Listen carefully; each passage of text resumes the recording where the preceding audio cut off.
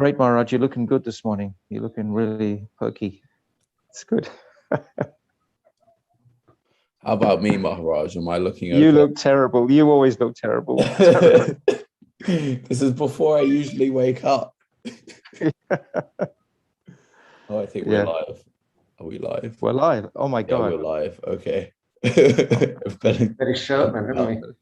Put my tie on. Yeah. Okay. Record to the cloud. Okay. Haribol. Who is doing the Jaidvani?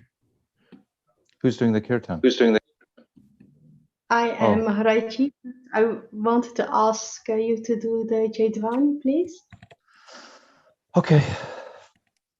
Jai Shishi Guru Garanga Ganhavika Giridhari Radha Binod Vihari Ju Ki Jai. Jai Sachinandana Gauda Hari Ki Jai. Jai Nitya Lila Pravishta Om Astotaras Rashishimat Srila Bhakti Vedanta Narayan Goswami Maharaj Ki Jai. Jai Nitya Lila Pravishta Om Astotaras Rashishimat Srila Bhakti Vedanta Vamana Goswami Maharaj Ki Jai. Jai Nitya Lila Pravishta Om Astotaras Rashishimat Srila Bhakti Vedanta Swami Srila Prabhupada Ki Jai. Jai Nitya Lila Pravishta Om Astotaras Rashishimat Srila Bhakti Rakshak Shrida Dev Goswami Maharaj Ki Jai. Jai Nitya Lila Pravishta Om Astotaras Rashishimat Srila Bhakti Pramod Puri Goswami Maharaj Ki Jai. Jai Srila Nitya Lila Pravishta Om Astotaras Rashishimat Srila Bhakti Pragyan Keshav Goswami Maharaj Ki Jai. Jai Jagat Guru Nitya Lila Pravishta Om Astotaras Rashishimat Srila Bhakti Siddhanta Saraswati Goswami Prabhupada Ki Jai. Jai Mahabhagavat Srila Gaur Kishodas Babaji Maharaj Ki Jai. Jai Satam Goswami Srila Satchidananda Bhakti Vinod Thakur Ki Jai. Jai Vaishnav Sabhavama Jagannath Babaji Maharaj Ki Jai. Jai Srila Baladev Vidyabhushan Gaudiya Vedantacharya Ki Jai. Jai Rasik Siramani Srila Vishnav Chakravarti Thakur Ki Jai. Jai Narottam Srinivas Shyamananda Prabhu Traya Ki Jai. Jai Srila Krishna's Kaviraj Goswami Ki Jai. Jai Shri Rup Sanatan, Shri Bhata Raghunath, Shri Jiva Gopal, Bhattadasa Raghunath, Sad Goswami Prabhu's Ki Jai. Jai Swarup Damodar, Rai Ramananda, Gauda Parsada Ki Jai. Nama Acharya Srila Haridas Thakur Ki Jai. Prem Sikaho Sri Krishna Chaitanya, Prabhu Nityananda, Shri Advaita Gadadhar, Shri Vasari, Shri Gauda Bhakta Vrinda Ki Jai. Shri Radha Krishna Gopinath Shamakund Radhakund Giri Govardhana Ki Jai. Vrindavan Dham Ki Jai, Navadvip Dham Ki Jai, Ganga Jamuna Ki Jai, Brihat Mridanga Ki Jai, Sankirtan Yagya Ki Jai, Nam Bhajan Ki Jai, Grantaraj Srimad Bhagavatam Ki Jai. Jagannath Baladev Subhadra Sudarshan Chakra Ki Jai, Nrsimhadev Bhagavan Ki Jai. Jai Shri Antadvip Mayapur Simantadvip Gautandvip Madhudvip Koladvip Richdvip Janadvip Modandvip Buddhadvip Atmaka Navadvip Dham Ki Jai. Jai Bhadravan, Bandiravan, Belvan, Lohavan, Mahavan, Madhavan, Talvan, Kamudvan, Bahulavan, Brindavan, Kadyavan, Kamyavan, Vraja-mandala Ki Jai. Jai Ekadasi Brat Ki Jai. Jai Parikrama 2021 Ki Jai. Gaura Premanandi, Hari Hari Bol. Thank you, Maharaji. I would like to offer Shri Damodarastakam. Listening to your Harikatha yesterday, you inspired me to do the Damodarastakam, if you permit me. Beautiful, beautiful. Namamishwaram Sachidanandarupam Lasat Kundalam Gokule Vrajamalam Namamishwaram Sachidanandarupam Lasat Kundalam Gokule Vrajamalam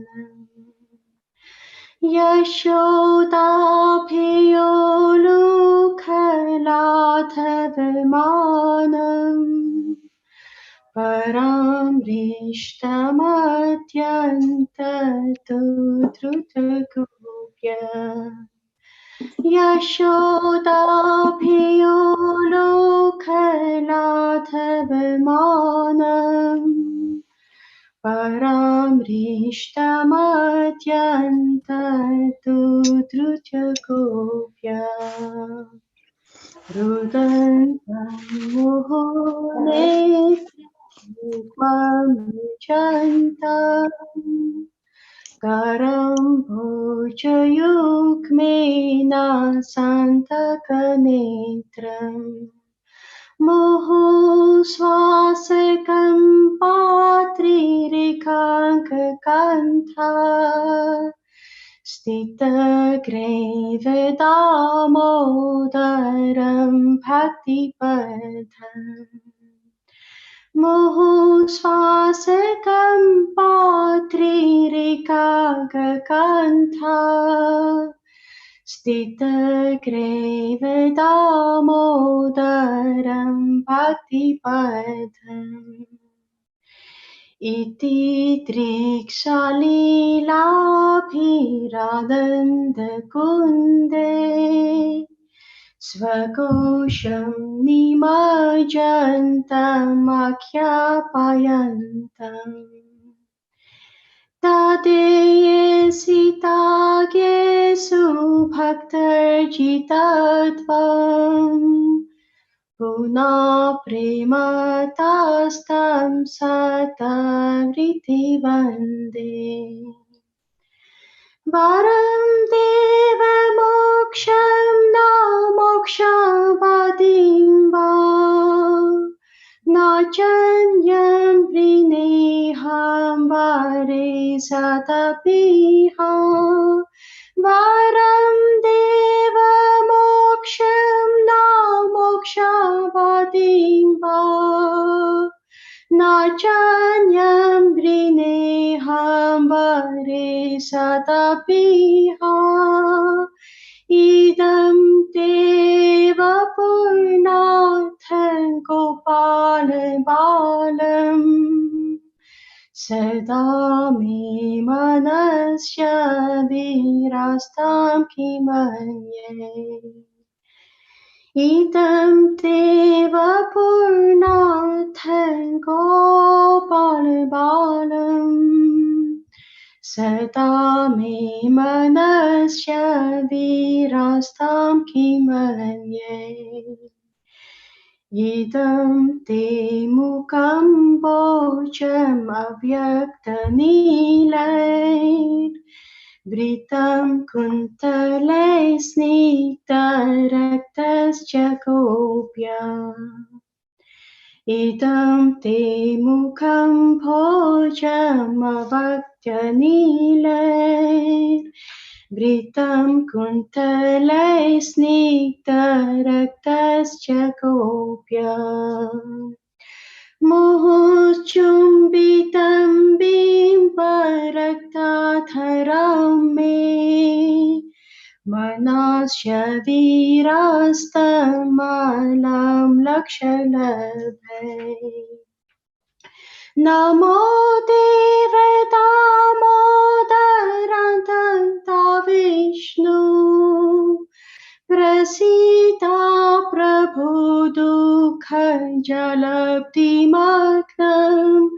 NaMo Dev दामोदरं Vishnu Praseeda Prabhu दुःखजलब्धिमग्नं कृपादृष्टिवृष्यातिं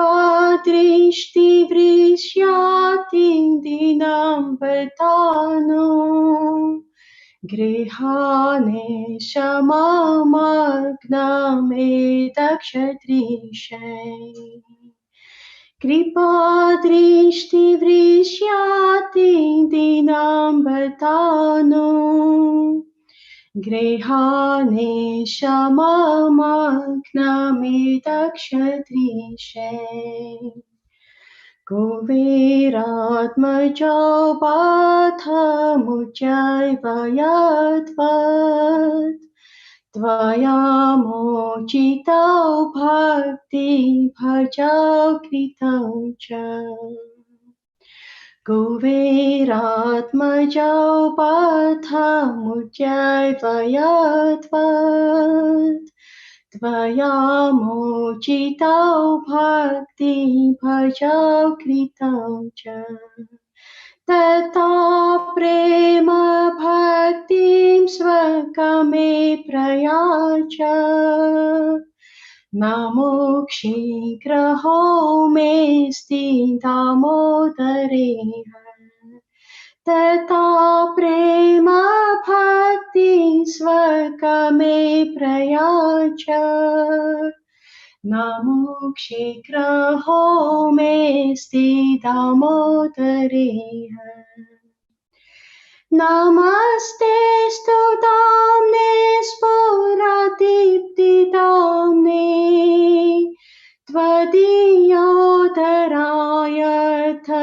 visvasidamne Namaste studamne sporadiptidamne Tvadiyodarayartha visvasidamne Namo Radhikaya Tvadiya Priyaya Namo Nantalilaya Devaya Tubhyam Namo Radhikaya Tvadiya Priyaya Namo Nantalilaya Devaya Tubhyam Hare Krishna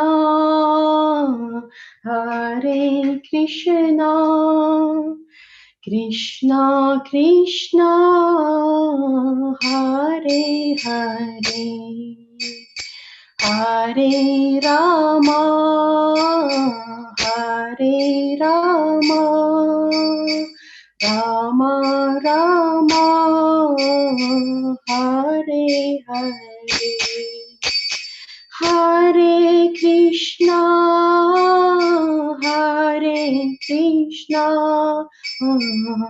Krishna Krishna Hare Hare Hare Rama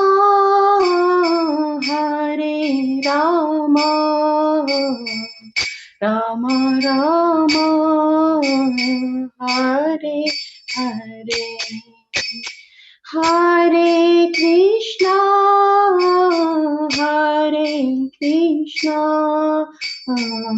Krishna Krishna Hare Hare Hare Rama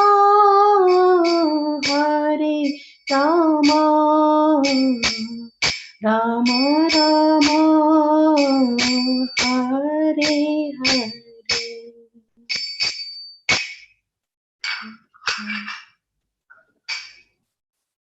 Jai, Haribol. Haribol, thank you for your beautiful kirtan. Very nice to hear Damodarastakam. Lovely to see your face, Yashoda. Yeah, I just wanted to say I had a delivery from the shopping, and the guy waiting outside the door said, "What is that?" He was like completely mesmerized by the Damodarastakam. So, well done, Mamata, beautiful. He was a Muslim guy. He thought it was the Quran. Oh, that's so funny. Yeah, it's funny how it goes like that.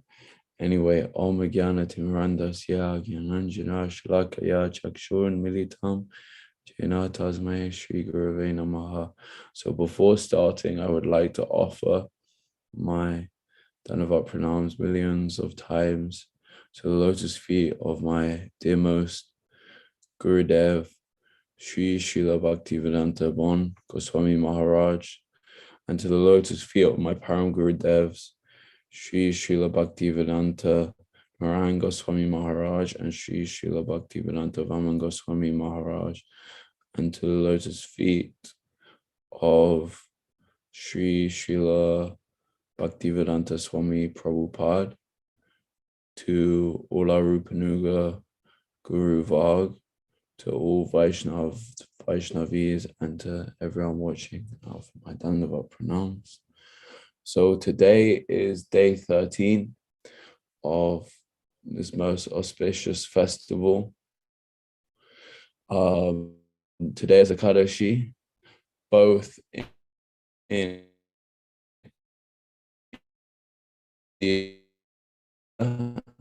and here, because I saw a lot of memes about Ekadasi and Halloween coinciding. There was some kind of meme push. Anyway, I'm not going to get distracted, but we didn't have that issue, partly because we don't do Halloween as much as well. Anyway, today on Ekadasi, we are first with going with Pujapad Nemi Maharaj around Vrindavan. So we're traveling with our mystic potency back from Govardhan to Vrindavan, and then we are going to do a parikrama of the whole of Vrindavan. I think we're going to stop at some different points and discuss some places that maybe we haven't discussed yet. I'm not exactly sure.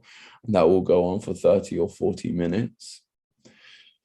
Then we will go with Pujapad Tridandi Maharaj, and we will hear more about the start of the Damodarastakam. So that's also going to take us to the end of our program, and then we will have kirtan.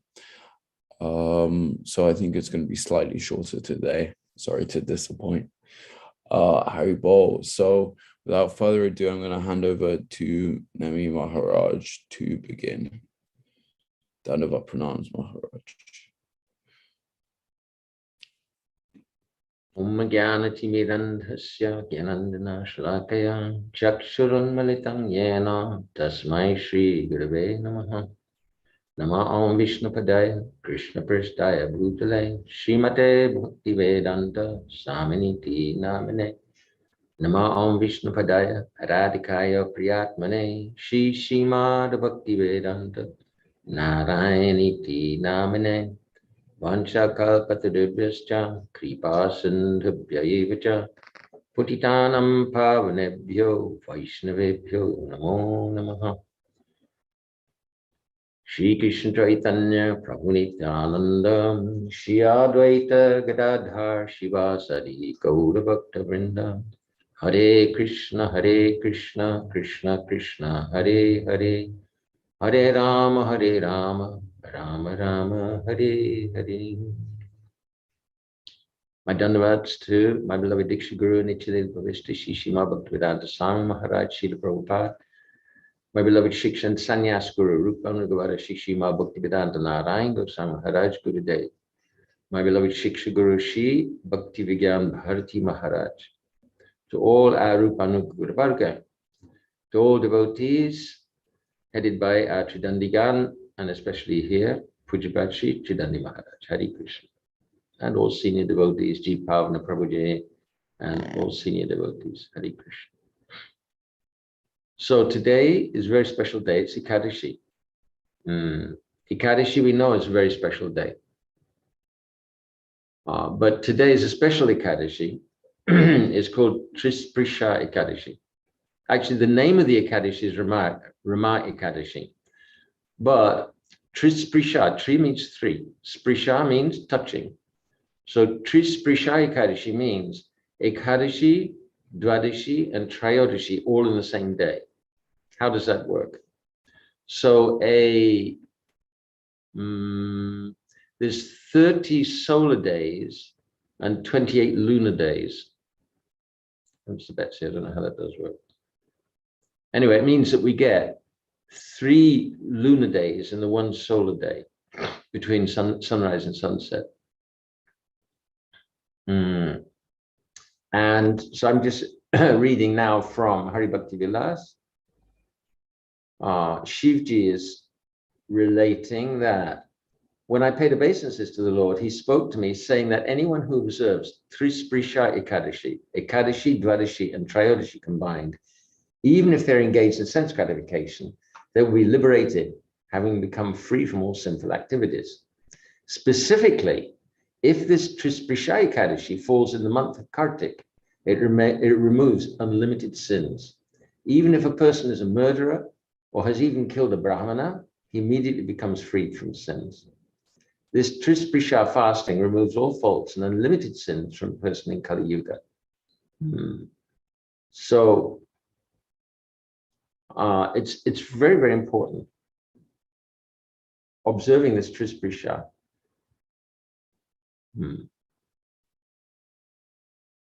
So, and it gives the results of innumerable pious activities. So, Ekadashi is, we know it's the mother of devotion. She is the mother of devotion. And she Thakur Bhakti Vinod, Madhava Titi Bhakti Janani Jatana Kori. That Madhava Titi Ekadashi Bhakti Janani, she's mother of devotion. So Srila Gurudev used to say that Ekadashi is not a day, but it's Krishna himself. Krishna is like relaxing with his devotees. So it's a good time for increasing our chanting, not just the number, but the qualities. Relaxing with Krishna. It doesn't just mean relaxing with a particular number of Hare Krishna mantras. It means actually relaxing with Krishna, with Radha Krishna, with all our Guru Varga, Chaitanya Mahaprabhu, Sachinanda Gaura Hari, Nityananda Prabhu, all their associates, and Radha Krishna, all their associates, like that. So chanting and hearing also. And just becoming absorbed, taking a rest. What are we going to take a rest from? Ekadashi means 11. And Srila Gurudev's explained that 11 means, so we've got 5 senses for gaining knowledge. And we've got 5 senses for acting. And then there's and then there's the mind, which is the center of all the senses. So on Ekadashi, we fast from those 11. Does that mean we go into a hypnotic trance, not doing anything, not seeing anything, sensory deprivation? No. Just like Mauna means actually just talking about Krishna. Mauna literally means silence. But real Mauna, Srila Param Gurudev has said that real Mauna means only talking about Krishna. So on this day, as much as possible, we fast from material engagement for those 10 senses and the one mind, and we try to focus on Krishna. Our whole process actually is to relieve the mind and senses from their material habits and instead give them something superior, which is engagement in Krishna sound, Krishna form, Krishna moods, Krishna thoughts, like that. Today is Rama Ekadashi, and Srila Bhaktivedanta Bharati Maharaj, he always used to he liked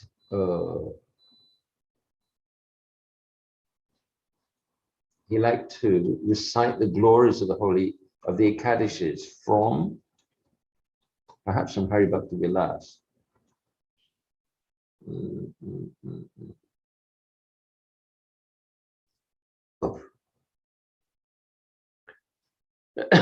I just can't see it in the book. So on this Ekadashi, the Muchukunda was a very pious king, and he had a beautiful daughter, Chandrabhaga, named after a sacred river. And Chandrabhaga had a wonderful husband called Shobhana. So Muchukunda was very strict about Ekadashi. And Shobhana came to visit Chandrabhaga actually on the day of Ekadashi, or just before Ekadashi. And she said, look, I know you're not good at fasting. My father is extremely strict. So even animals are not going to eat on Ekadashi. Everybody fasts completely on Ekadashi. Everybody. So if you want to eat tomorrow, well, you'd better leave now. He said, well, I'll try and observe Ekadasi anyway, come what may. So he is fasting, and they were chanting all through the night. And then just before sunrise, everybody was in bliss except Shobhana, who just pegged out. He left his body. And Muchkunda himself observed the funeral rites with sandalwood. And sometime later, a Brahmana from there, he came to an amazing kingdom on Mandara mountain. And there was Shobhana, extremely opulent, dressed as a king, so many attendants, extreme opulence, gold, jewels, pearls, everything. And the Brahmana was astounded. He said, oh, how has this happened? And Shobhana said, this is because I observed Rama Ekadashi. And so then later he called Chandrabhaga. He said, but the problem is this kingdom is unsteady. I need to make it steady. And for that, I need my wife to be here. So his wife went and got initiation into special mantras and came to spend the time with him. So made the kingdom steady by her piety, because she'd been observing Ekadashi since she was 8 years old, by her piety and by these mantras, and by her presence. So for each of the Ekadashis, there's a material blessing, but the spiritual blessings are millions of times more, uncountable times more, in fact. Just we can't see them at the moment. Just like if you put money in the bank, it's there in the bank, but you can't actually see it. So we have so much spiritual credit accruing in our spiritual bank balance, but we can't actually see it. Okay.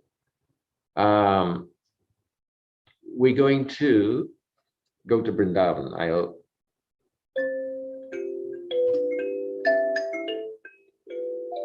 It's a special spell for transport from Giriraj Govardhan to Brindavan. Goloka Brindavan, the spiritual planet, is like a lotus flower. And when devotees want to go from one place to another, so the petals can open and close, and they can easily step from one petal to another petal. So easily we can come from Govardhan to Brindavan, some 20 kilometers away. And now we find ourselves outside Gopinath Bhavan, where our divine and beloved Gurudev gave so much Kartik Harikatha. And in the dust of the Parikrama Marg, this Parikrama path which has been trodden by countless saints and sages, the Goswamis, Sanatana Goswami especially, and all. So we offer our obeisances in the dust, and then we begin at a fairly brisk pace actually, along the Parikrama Marg with Yamuna, Kalindi Yamuna on the left. And as first thing we see is some beautiful trees which are actually planted by our Gurudev. And then on the right hand side we go past Jadu Mandal, where Krishna's footprint is on the grinding stone. And then we go past Chirkhat. This is one tree where Krishna stole the clothes of the Gopis. A different one from the one we visited already. Going on further, just a little further, Govinda Ghat. And now, going on a pathway, on the right, almost submerged is Brahma-ghat, where Radha and Krishna sat, and the bumblebees were so attracted by the divine fragrance, they all started clustering around them. And now we go to, there's some mystical passages alongside Yamuna, very narrow. And we're walking along those towards Keshi Ghat. We're walking along the passages, and then we come to an open place, and on the left there are beautiful steps leading down to Yamuna, and we can go down and touch Yamuna on our heads, and coming up these big majestic steps again. And at the end of this long stretch, there's a little temple to Yamuna, and a beautiful little deity of Yamunaji. We offer obeisances. And then behind her, there's Shivji and Nandi. So taking a right, we come up to Keshi Ghat. And I wish that Vaikanas Maharaj was here with his coconut shells, because he gives such beautiful Harikatha here. So here at Keshi Ghat, Keshi Ghat is where Krishna, in deep love, with deep longing, he manifested from his left-hand side, he manifested Srimati Radhika, Radha, with deep attraction, Ra, she ran towards him, Dha. And then Shivji on the right-hand side, Gopisha Mahadev. And our Gurudev was such a devotee of Gopisha Mahadev, the supreme form of Shivji. So Keshi Ghat also is a very beautiful pastime. Keshi demon was sent by Kamsa to come to Brindavan to kill Krishna. So Keshi asked Kamsa, so how will I know Krishna? And Kamsa said, oh, that's easy. He carries a flute, he's got a yellow pitamba, and he got a peacock feather in his hair. Nobody else has got that, so you'll easily see him. Just crush him. So Keshi demon came to Vrindavan. Now it just so happened, by divine arrangement, that on that day, Madhumanga was joking with Krishna. He said, you get so many ladus from the gopis and from everybody. I want ladus also. I am Brahmana.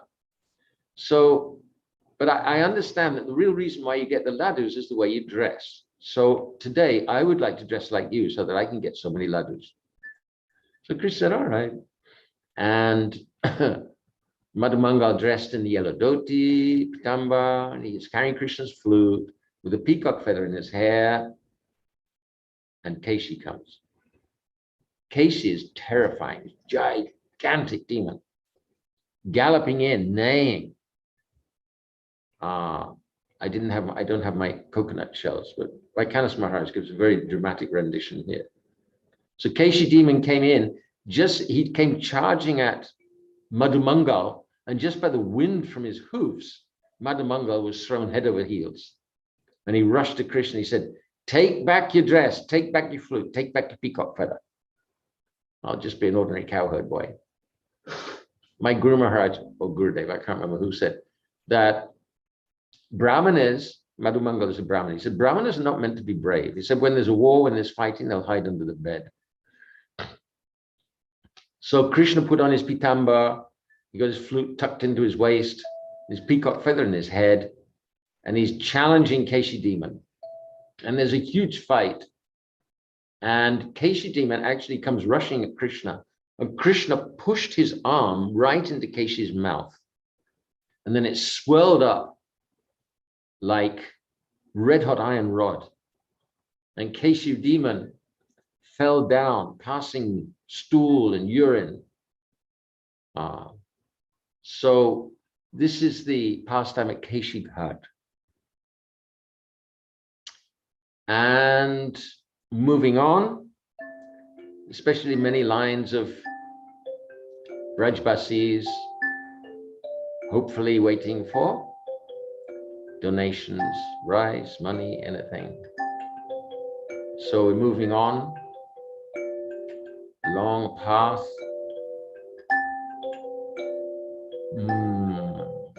Proceeding quite a long way on this path now. Around, then we leave Yamuna on the left-hand side, move up on the right-hand side.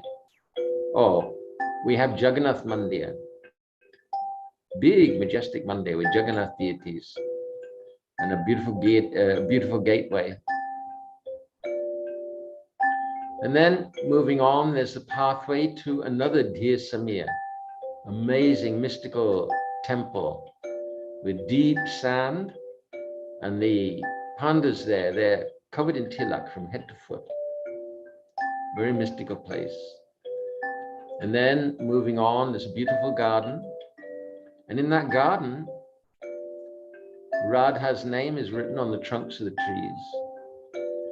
And then at the end of the garden, there's a beautiful banyan tree. This is all on the right-hand side. Yamuna used to run on the left-hand side, but she's changed now. And then coming past Chaitanya Ashram, and not long after Chaitanya Ashram, we come to Panigat. Panigat is where the Gopis crossed over Yamuna because they wanted to visit Durvas Muni. So Durvas Muni, they crossed over. They asked Brinda Devi, how are we going to cross Yamuna? So big. She said, just say how Krishna is a Brahmacari, so please let us across. And they're laughing, clapping. Krishna's Brahmacari? Just say. So they told Yamuna, as Krishna's Brahmacari, you please let us across. And Yamuna parted, and they all walked across, wondering, how's this? Went to Durvas Ashram, met with Durvas Muni, so many thousands and millions of gopis, all with food offerings. And they offered them to Durvas Muni, and he ate everything, every last one.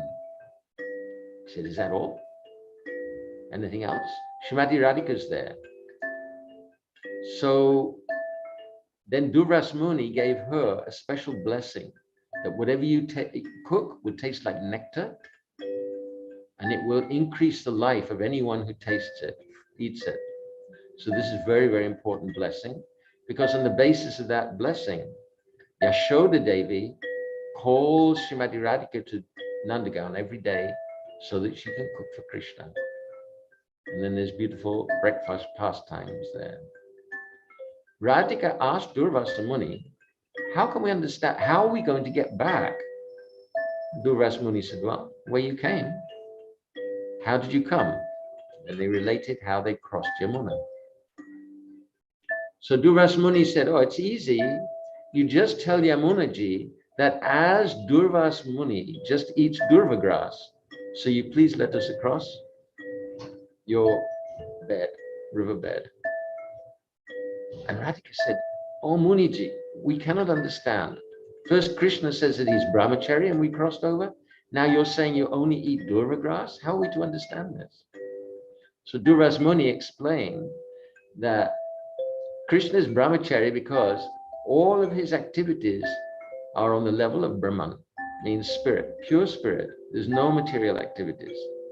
And he also, Durvas, eats only with mood of service, with no taste, material taste at all.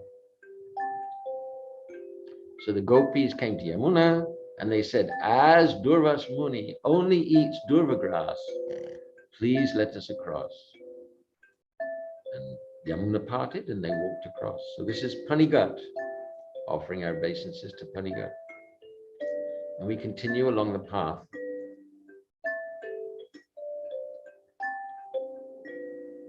Nice sand, like instead of having a stone pavement, they have a sand pavement. Now moving along, where do we come to? So after some time, there's a big junction, road junction, and we have to be very careful on that road junction because sometimes there are terrible accidents with heavy lorries.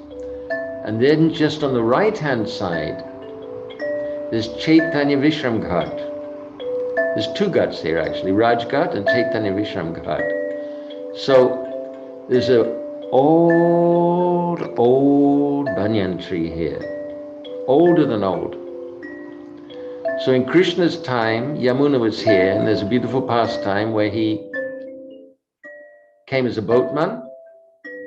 And he said, everyone can play one pice, but this lady here, she's daughter of a king, Raj, so she has to pay, oh, so much money, Srimati Radhika. But this is also the place that Chaitanya Mahaprabhu used to rest. He used to come from Akrurgat. He didn't live in Vrindavan. And he came from Akrurgat and he joined the Parikrama path. And at this place he used to rest. So it's Chaitanya Vishram Ghat. And we can, there's Murari Gupta's Jagannath deity here also. Murari Gupta was here in Vrindavan and he had his Jagannath deity with him. And when he prepared to leave Vrindavan, Jagannath said, I'm not going. You have to leave me here. So Jagannath ji is here. Bhakti Pramod Puri Goswami Maharaj Murti here. And then on the left-hand side is a big deity of Chaitanya Mahaprabhu. And then just behind, there's this beautiful, beautiful old Vanchakalpataru, wish-fulfilling banyan tree. So offering our respects to all these personalities and moving on the path. After some time, on the left-hand side, there's Gordauji. Baladev is there, but instead of being white, as usual, he's golden. And over his head is an Nandashesh. So we can offer obeisances here. And moving on. And then we come to, there's a deity of Krishna on the left-hand side. He's standing stock still. He's stunned because in the distance he saw the Gopis. I forget his name. And then on the right-hand side, there's Govardhan Shila, and we can offer obeisances to Giriraj Govardhan and circumambulate. And then there's the main road to Mathura to navigate. And then we come across to a quieter stretch of the road, and we're walking down there. So many mischievous monkeys on the walls. And after some time, we come to Anandadham on the left-hand side.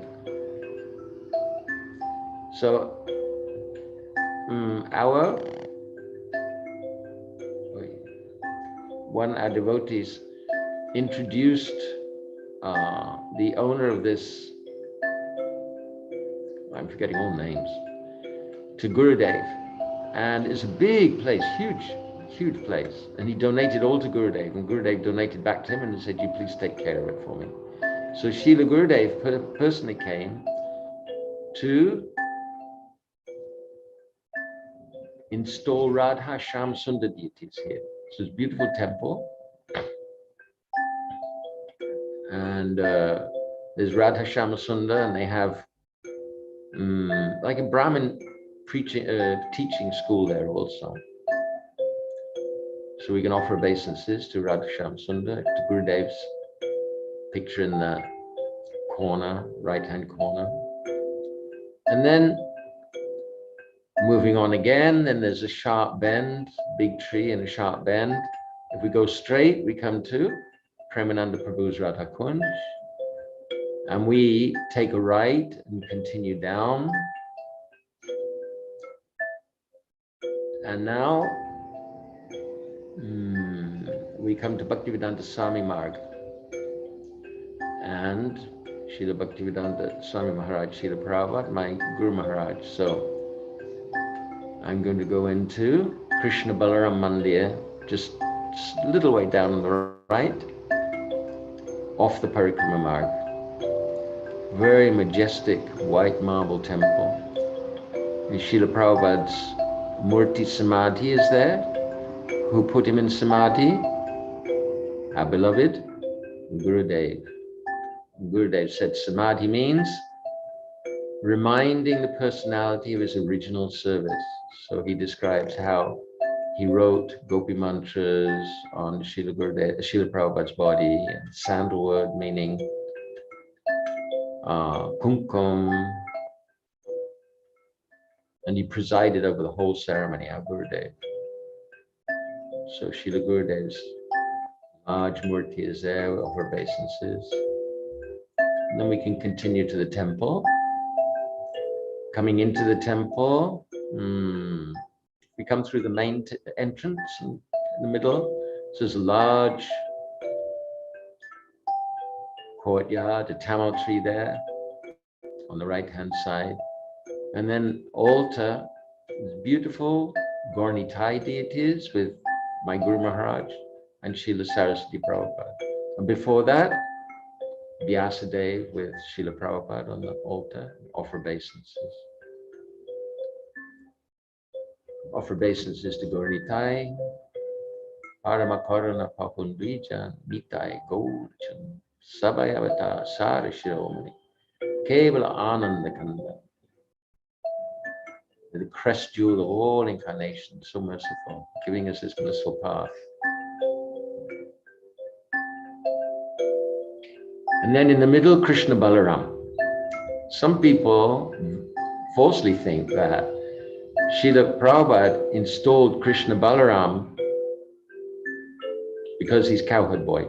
But he explains himself that because this is, what's that? Raman. It's in the pleasure pastime place of the cowherd boys. So he installed Krishna Balarama because people there know Krishna Balarama.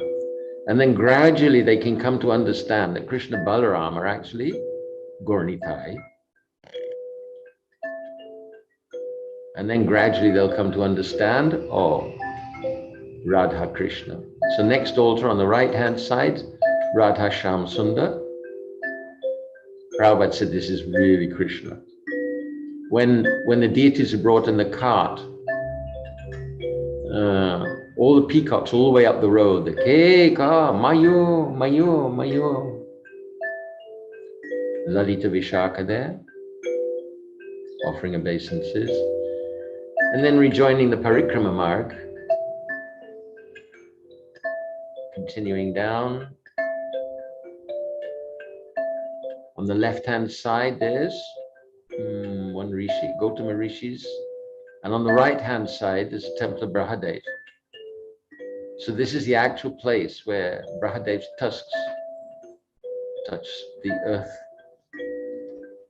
plane when he lifted Bhumi up from the ocean.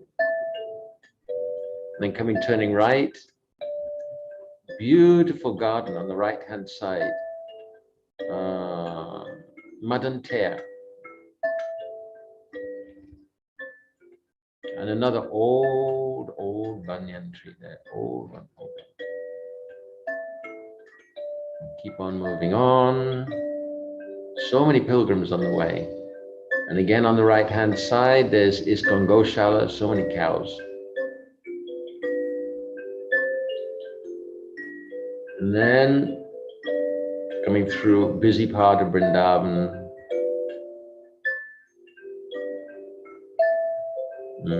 Yuga Kishore Temple. Moving on, continuing.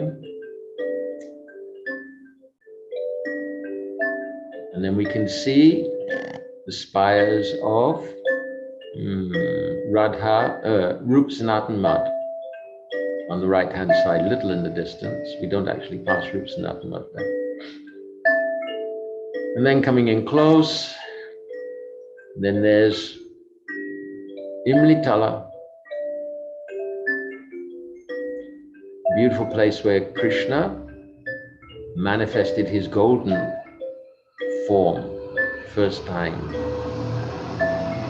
And then again we come to Gopinath Bhavan and we offer our obeisances in the dust outside Gopinath Bhavan. We come inside and there's Gauranga Radha Gopinath waiting to welcome us. And then upstairs, Srila Gurudev's room, and we can go to Srila Gurudev's room and offer our obeisances there.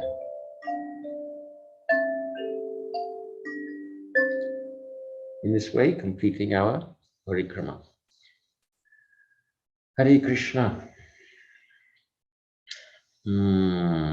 Yeah, I was told to speak for 30 odd minutes. I know 32, 33, 34. This odd is it's a strange numeral. So in this way again, Trisprisha Ekadasi, it occurs rarely, not actually. So this is a very brilliant opportunity to observe and get a special blessings that we can observe Trisprisha Ekadasi in Kartik. Hare Krishna, Vanchakalpatribhishya, Kripasamnabhyavacha, Puritanam Bhavnebhyo, Vaishnavebhyo, Namo, Ekadasi Titi, Hare Krishna.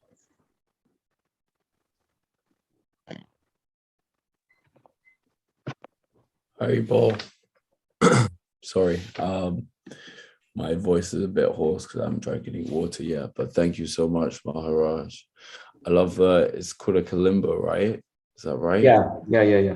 Oh, it just takes, you start playing and it just feel like my mind just going somewhere else. Oh, Ramanrati, yeah. So thank you so much. That was very beautiful. And I appreciated the glorification of Ekadasi as well. Sometimes I struggle to observe Ekadashis nicely, to be absorbed, but I feel very grateful today that I'm able to hear guitar from you and from Maharaj as well, to help be absorbed today, make the most of today. So thank you so much, Maharaj. Yashoda, I'm guessing you've come. Sorry, you were going to say something, Maharaj. Or not. Yashoda, have you come on to ask questions? Is that why you're unmuted? Yes, Prabhuji. Maharaj, you know how much I love that music. I was just amazed that I didn't fall off into a trance and was able to stay attentive while listening. It's so lovely. I think there's so many applications of that combination of speaking and playing that beautiful kalimba. A few quick questions. This rare Ekadasi, just run through those technicals for us again, would you? Because that's very interesting, but I couldn't quite catch it. The technical is that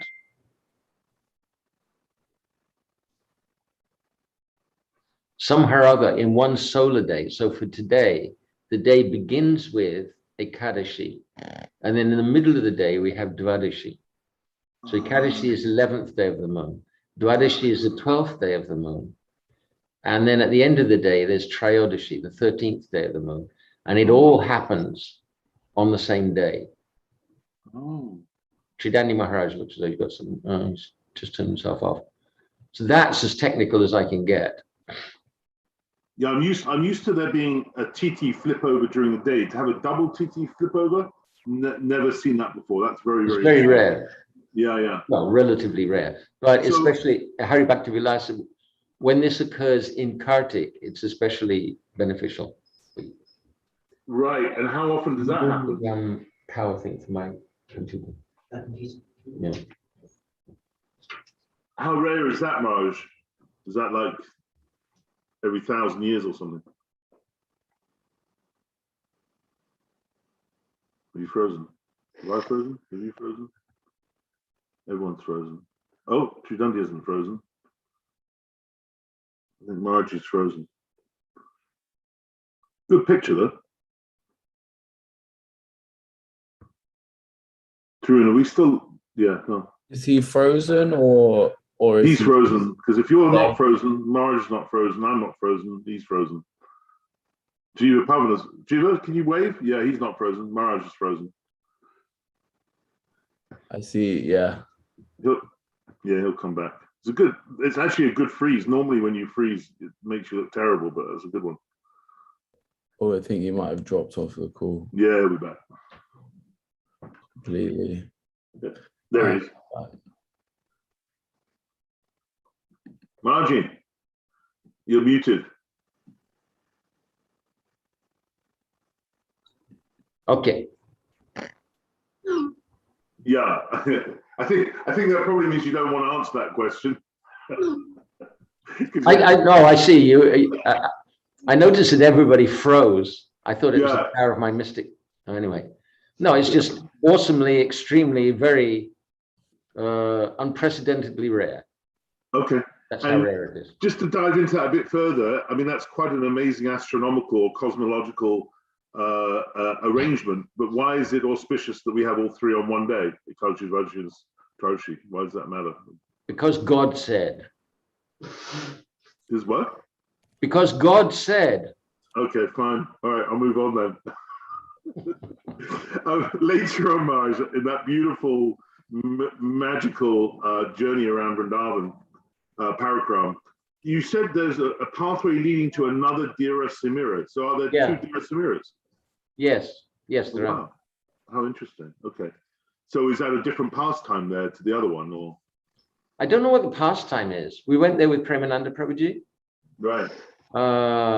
It's just, it's a very mystical place. It's like quiet. It's not commercial. Even the wall, the floors, as I remember, the floors of the temple there are sand. Wow. Gosh, beautiful. Thank you for confirming that. And I was hoping and thinking there must be a significance when Krishna said it was a Chaitanya Vishram Gut and Raj Gut with that very old banyan tree, and everybody was paying a paisa except for the king's daughter, who had to pay more. Was there a leader behind that, or just this? Yeah, the daughter is Srimati Radhika. The boatman is Krishna. Oh, I totally missed that. Okay.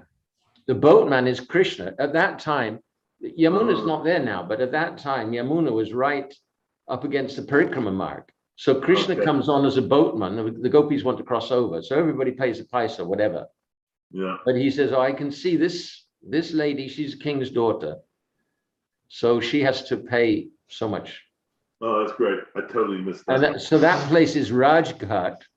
And then because it's a special pastime place, Sri Chaitanya Mahaprabhu used to come and he would sit under that banyan tree. So therefore, also Chaitanya Vishram got at the same place. Oh, I see. Oh, that's great. Thank you. And then final question. I really was intrigued by what you said about how at Prabhupada's Samadhi that Srila Gurudev presided over, Srila Gurudev said the meaning of Samadhi is, and there's some subtlety I missed there, which I'd love you to. Samadhi. Sama means same. Dhi means mood. Sama means the same. And Dhi means mood. So Srila, there's an amazing, very deep conversation between Srila Gurudev and the senior ISKCON wallahs way back, maybe 91, I suppose.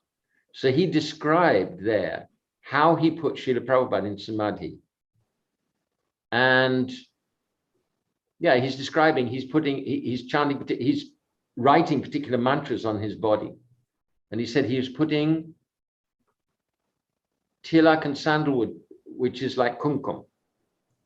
So it's obvious he's not burying he's not putting a cowherd boy in Samadhi, he's putting a gopi in Samadhi. And he said, you should meditate deeply on his Nikunja Seva. So cowherd boys don't have Nikunja Seva, they don't go into Nikunja. They can go into Kunja sometimes, but not Nikunja.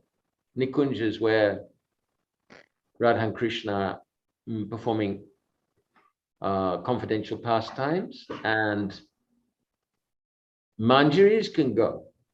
Cowherd boys cannot go.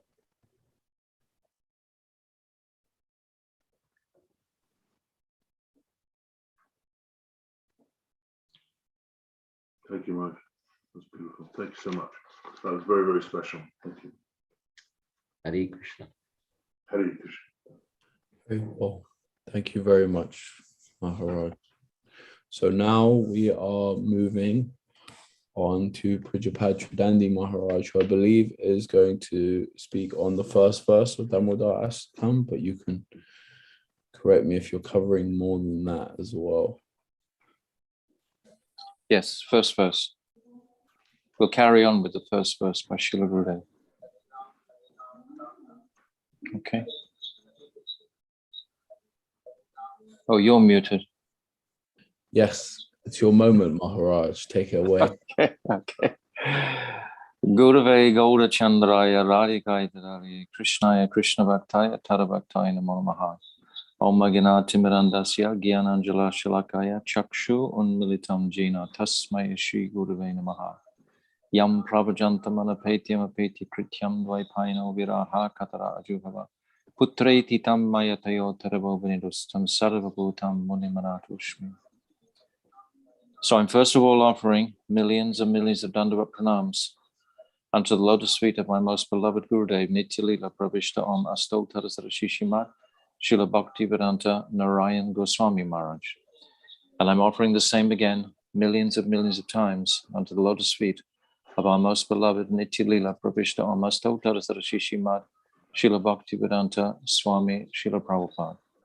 And all the illustrious Rupanuga Guru Vargya and all the Vaishnava and Vaishnavi devotees on this thread, headed by the Tridandigan of Pujapad Bhaktivedanta Nemi Maharaj. My Dandavat pranams unto you all today. So you've just heard the most blissful pastime of that our dear Nemi Maharaj has just described, taking us for a traditional Brindavan parikrama. I don't quite know how we omitted that while we were in Brindavan, but somehow or other, perhaps the calling of Giriraj Govardhan was so loud that we came a little bit early to Giriraj. But we always do perform at least one parikrama in Brindavan every Kartik together. So we've just done that now, which is very beautiful. But now again, we're returning to our Giridhari Gaudiya Math, and we're sitting in front of the beautiful deities here. And we're going to continue with our Damodarastakam Harikatha.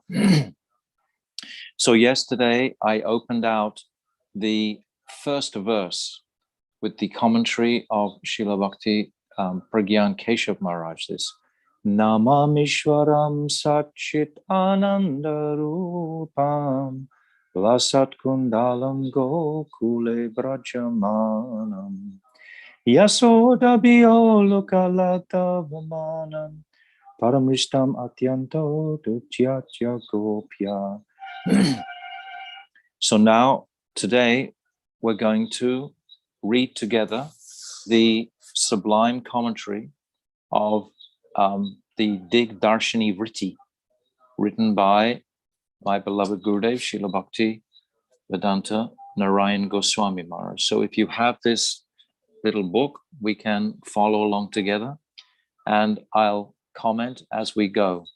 But as I was explaining yesterday, the speciality and potency of this Astakam is unique, that we take the trouble every single Kartik, every single year, to dive into it deeper and deeper and churn the splendorous truths that reside within this pastime. It's so phenomenal that the Lord himself can be bound around the waist by his mother. So this is astonishing. So my Gurudev begins to describe the first verse of this Astakam. So he says, in order to glorify his worshipful Lord, Sri Krishna, and hopeful of attaining his most cherished desire, Sri Satyabrat Muni starts his prayer with Mangalacharyan. So this is Namamishwaram Satchit Anandarupam. Again, we're going to be going through it, which is fine because we already went through it to some degree yesterday, but now we're going to go over it again, even more significantly. This Mangalacharyan is an auspicious invocation, beginning with the word Namami. Invocations of auspiciousness are of three types: those which offer respects, those which point out the subject, and those which grant a benediction. So three types. We're offering respect. We're going to indicate the subject that we're going to speak about, and we're going to explain the benedictions that hearing this katha will offer. So those three. So here the sage All right, invokes. which page you on, please? I knew you were going to come in with it. That's why I went over. I'm on page 12, Yashoda. Thank you, thank you. I was thinking Yashoda was writing this down. That was why I went over it twice, so we would have time to write it down. So here the sage invokes auspiciousness by first offering his respects through the word namami, and then continues his Mangalacharyan by indicating the subject being discussed. So Ishvara, Sri Krishna is the original Lord, Ishvara, of all lords. Sri Shukadeva Goswami provides the evidence for this in Srimad Bhagavatam. Ete Kanksa Kalapumsam Krishna Stu Bhagavan Swayam. Among the incarnations described in the preceding verses, some are expansions of the Purush avatars, Karanadokshayi Mahavishnu, and some are Avesh avatars. All of these incarnations descend in each age to protect the world when it is tormented by the demons. However, Brajendranandan, Sri Krishna, the son of the king of Braj, is Swayam Bhagavan, and the only form of Bhagavan with no other source other than himself. He is the original, primeval personality, and Mahavishnu is his expansion. So here we've got the ontological gradation here described. So continuing reading. Sri Brahma, the original guru of our sampradaya, states in his prayers, Ishvara Parama Krishna Satchit Ananda Vigraha Anadi Adi Govindam Sarva Karana Karanam. This is from Brahma Samhita. So Sri Krishna is the supreme Lord and master of all other lords. So now we're substantiating this initial offering of respects of Ishvara. Just as Srila Bhakti-Bhagavan Keshav Maharaj also opened out the same appreciation and consideration. So Krishna is the supreme Lord and master of all other lords, and he is the embodiment of pure eternal existence, full knowledge and unlimited bliss. He is the primeval Lord Govinda, for he has no beginning or origin, as he himself is the source of everything, including all the incarnations of Vishnu and all his empowered servitors. He is the ultimate cause of all consequent causes. So this is ecstatic to appreciate. Shri Krishna is the Lord of the masters of creation, who are worshipped by the whole world. He is the origin of all incarnations. However, in Braj, he offers respects to his father, Nanda Baba, to Mother Yashoda, and to his other elders. He becomes blissful when he loses the games he plays with his friends, and when he eats their remnants and feeds them his own. Even when he is defeated again and again in the assembly of the Gopis, he considers it his great fortune. It was because of his own desire to obtain the pleasing association of the beautiful damsels of Braj that he called them at the time of the Ras Leela. They did not call him. This Sri Krishna is Sat Chit Ananda, pure eternal existence, full knowledge, and unlimited bliss. It's very interesting to consider how Srila Gurudev has composed this paragraph, complementing the two aspects of Aishwarya and Madhurya, which we considered the other day in Bailban. And there, in the Origins of Rath Yatra, Srila Gurudev is saying that Aishwarya and Madhurya can never exist simultaneously together. But here, Srila Gurudev is, in a way, demonstrating the marked difference between these two aspects of Aishwarya. Initially, we're talking about Krishna being the Lord and Master of all creation. And then almost within a breath, Gurudev is going on to describe him as Brajendra Nandan Shyam Sundar. This is essential for us to feel comfortable with, to feel comfortable going from the Aishwarya mood, knowing what it consists of clearly, and to appreciate and with great happiness coming into the Madhurya world. So carrying on reading, Sat means existence. Sri Krishna's inherent nature is that he exists as a fresh youth who is the best of dancers. His extremely charming form as a tender youth is even more attractive than Dwarkadish in Dwarka, the form of Sri Krishna when he resides in Dwarka. It is only because Sri Krishna's original form, Vrajendranandan, exists that all other lords, as well as this whole world, have their existence. So we're seeing the two contrasts between the Aishwarya aspect and the Madhurya. Chit means that knowledge which manifests all relationships, sambandha, and permanent spiritual emotions, bhav. As bhav condenses, it gradually passes through the progressive stages of prem.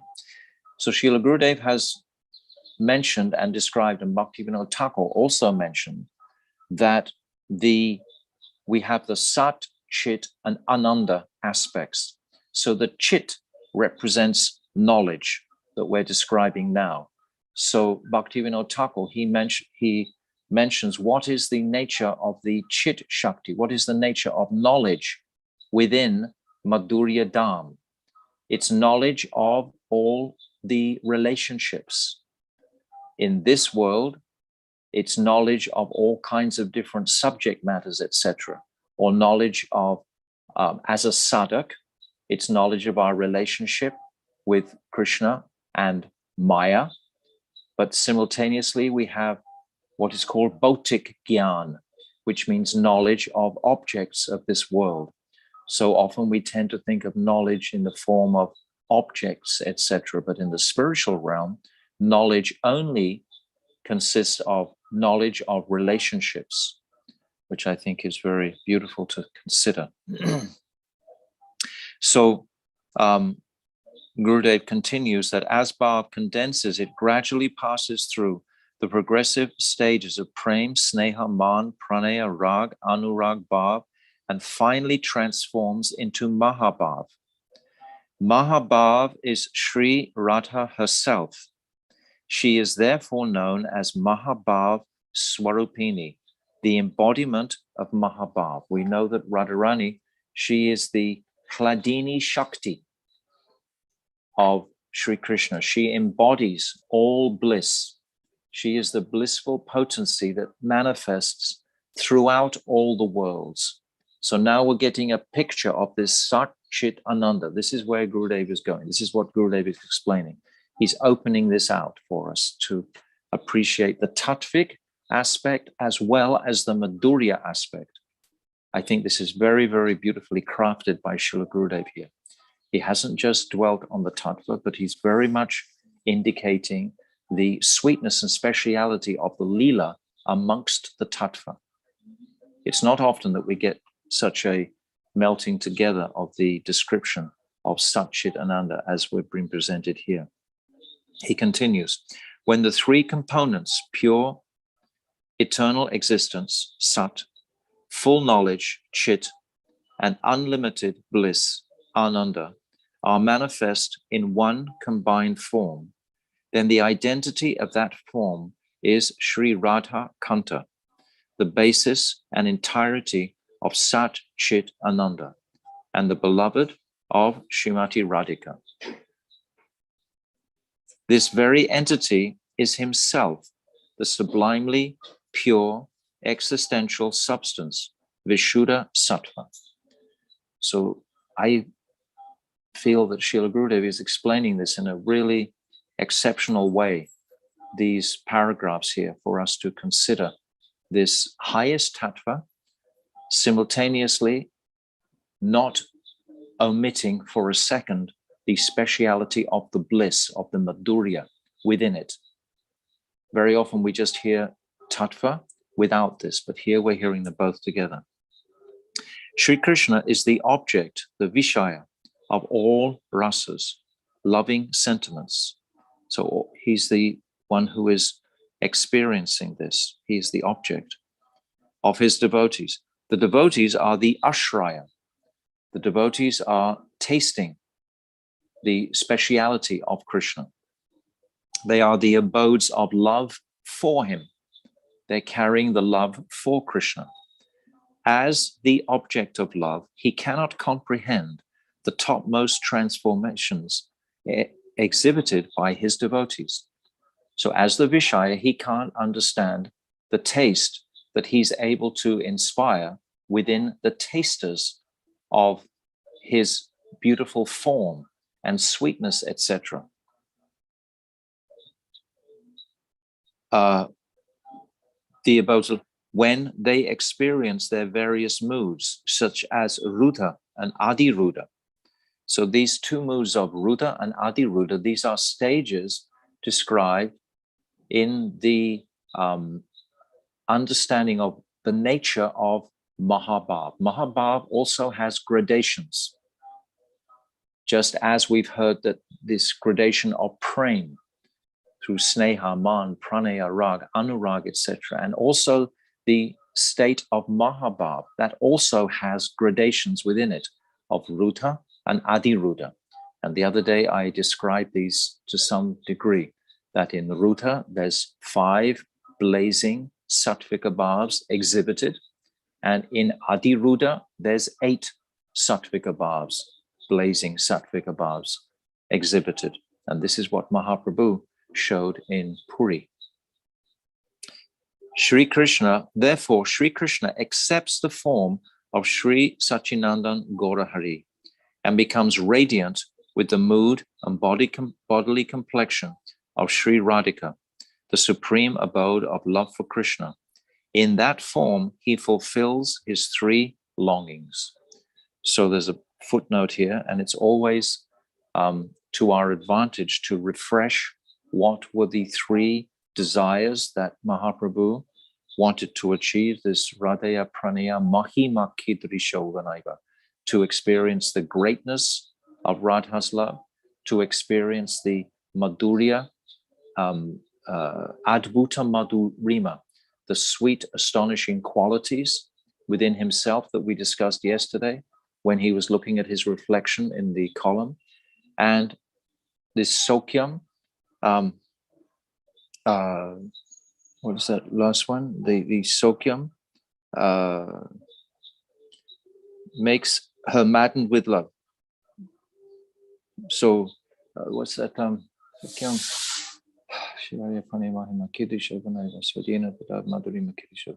Sokyam Kasya Mad Anubhavita.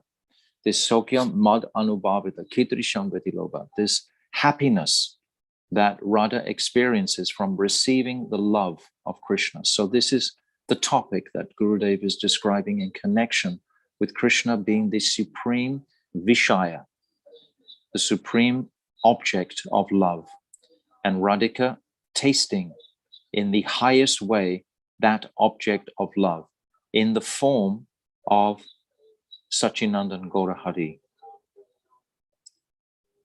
So I'll carry on.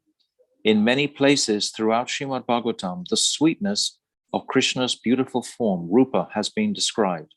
So now we're coming to the second facet of the first verse. So the first verse was, we discussed yesterday, the first line rather, is the invocation, the Mangalacharya. Now we're coming to the second line, which is describing the beautiful earrings that are being kissed on the cheeks by Krishna, swinging playfully. This Lasat Kundalam Gokule Vraja-mandalam. Now we've come to the second line here. Gurudev is going to begin to describe the beauty of Krishna.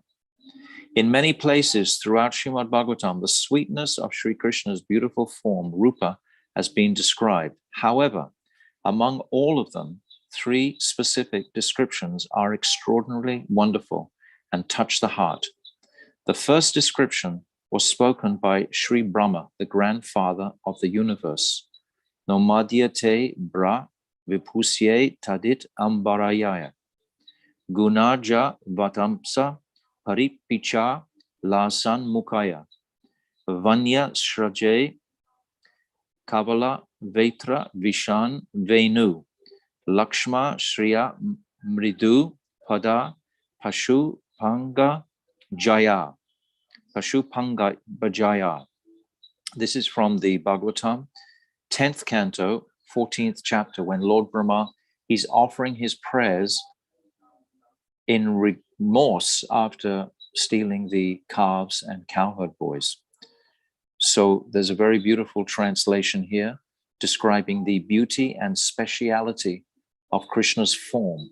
O Master, in the entire universe, only you are worthy of being praised.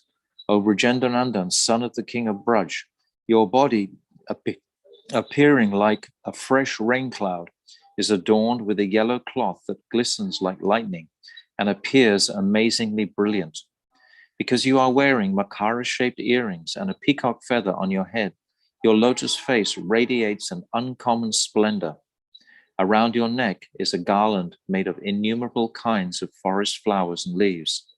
Tucked under your arm are a cane and buffalo horn. Your flute, which is tied by your waist belt, looks very beautiful. In your lovely soft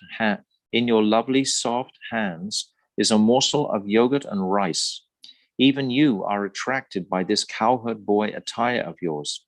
I simply fall on the ground like a stick again and again at your feet, which are softer than lotuses and which are marked with all the auspicious signs. So Gurudev is going to give us here a gradation again in the different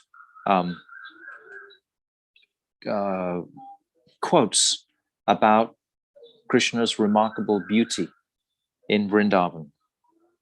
So the second description was spoken by the wives of the Brahmanas of Mathura. So now we understand the hearts of the Brahmins' wives was more soaked in affection and attraction for Krishna than was Lord Brahma. Lord Brahma still was containing much Aishwarya in his prayers, but the Brahmani wives, they are much more heartily in their offering.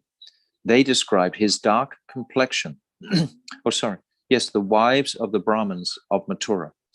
His complexion was dark bluish like a fresh monsoon rain cloud, and the glistening yellow cloth that was draped on his shoulders subdued the splendor of gold.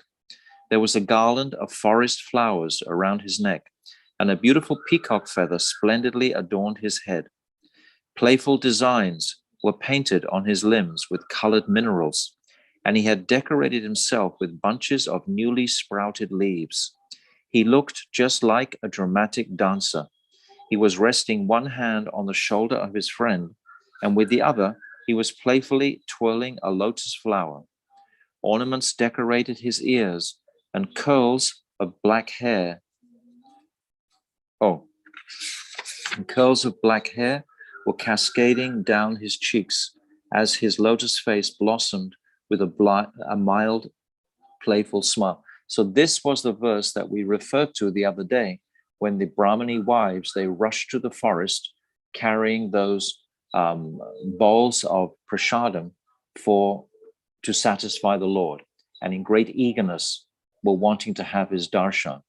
And it's described that he was twirling that lotus flower, and the Brahmani wives, they considered that that flower was representing their hearts, and that Krishna was swirling the moods within their hearts by his extreme and extraordinary beauty that he was showing them.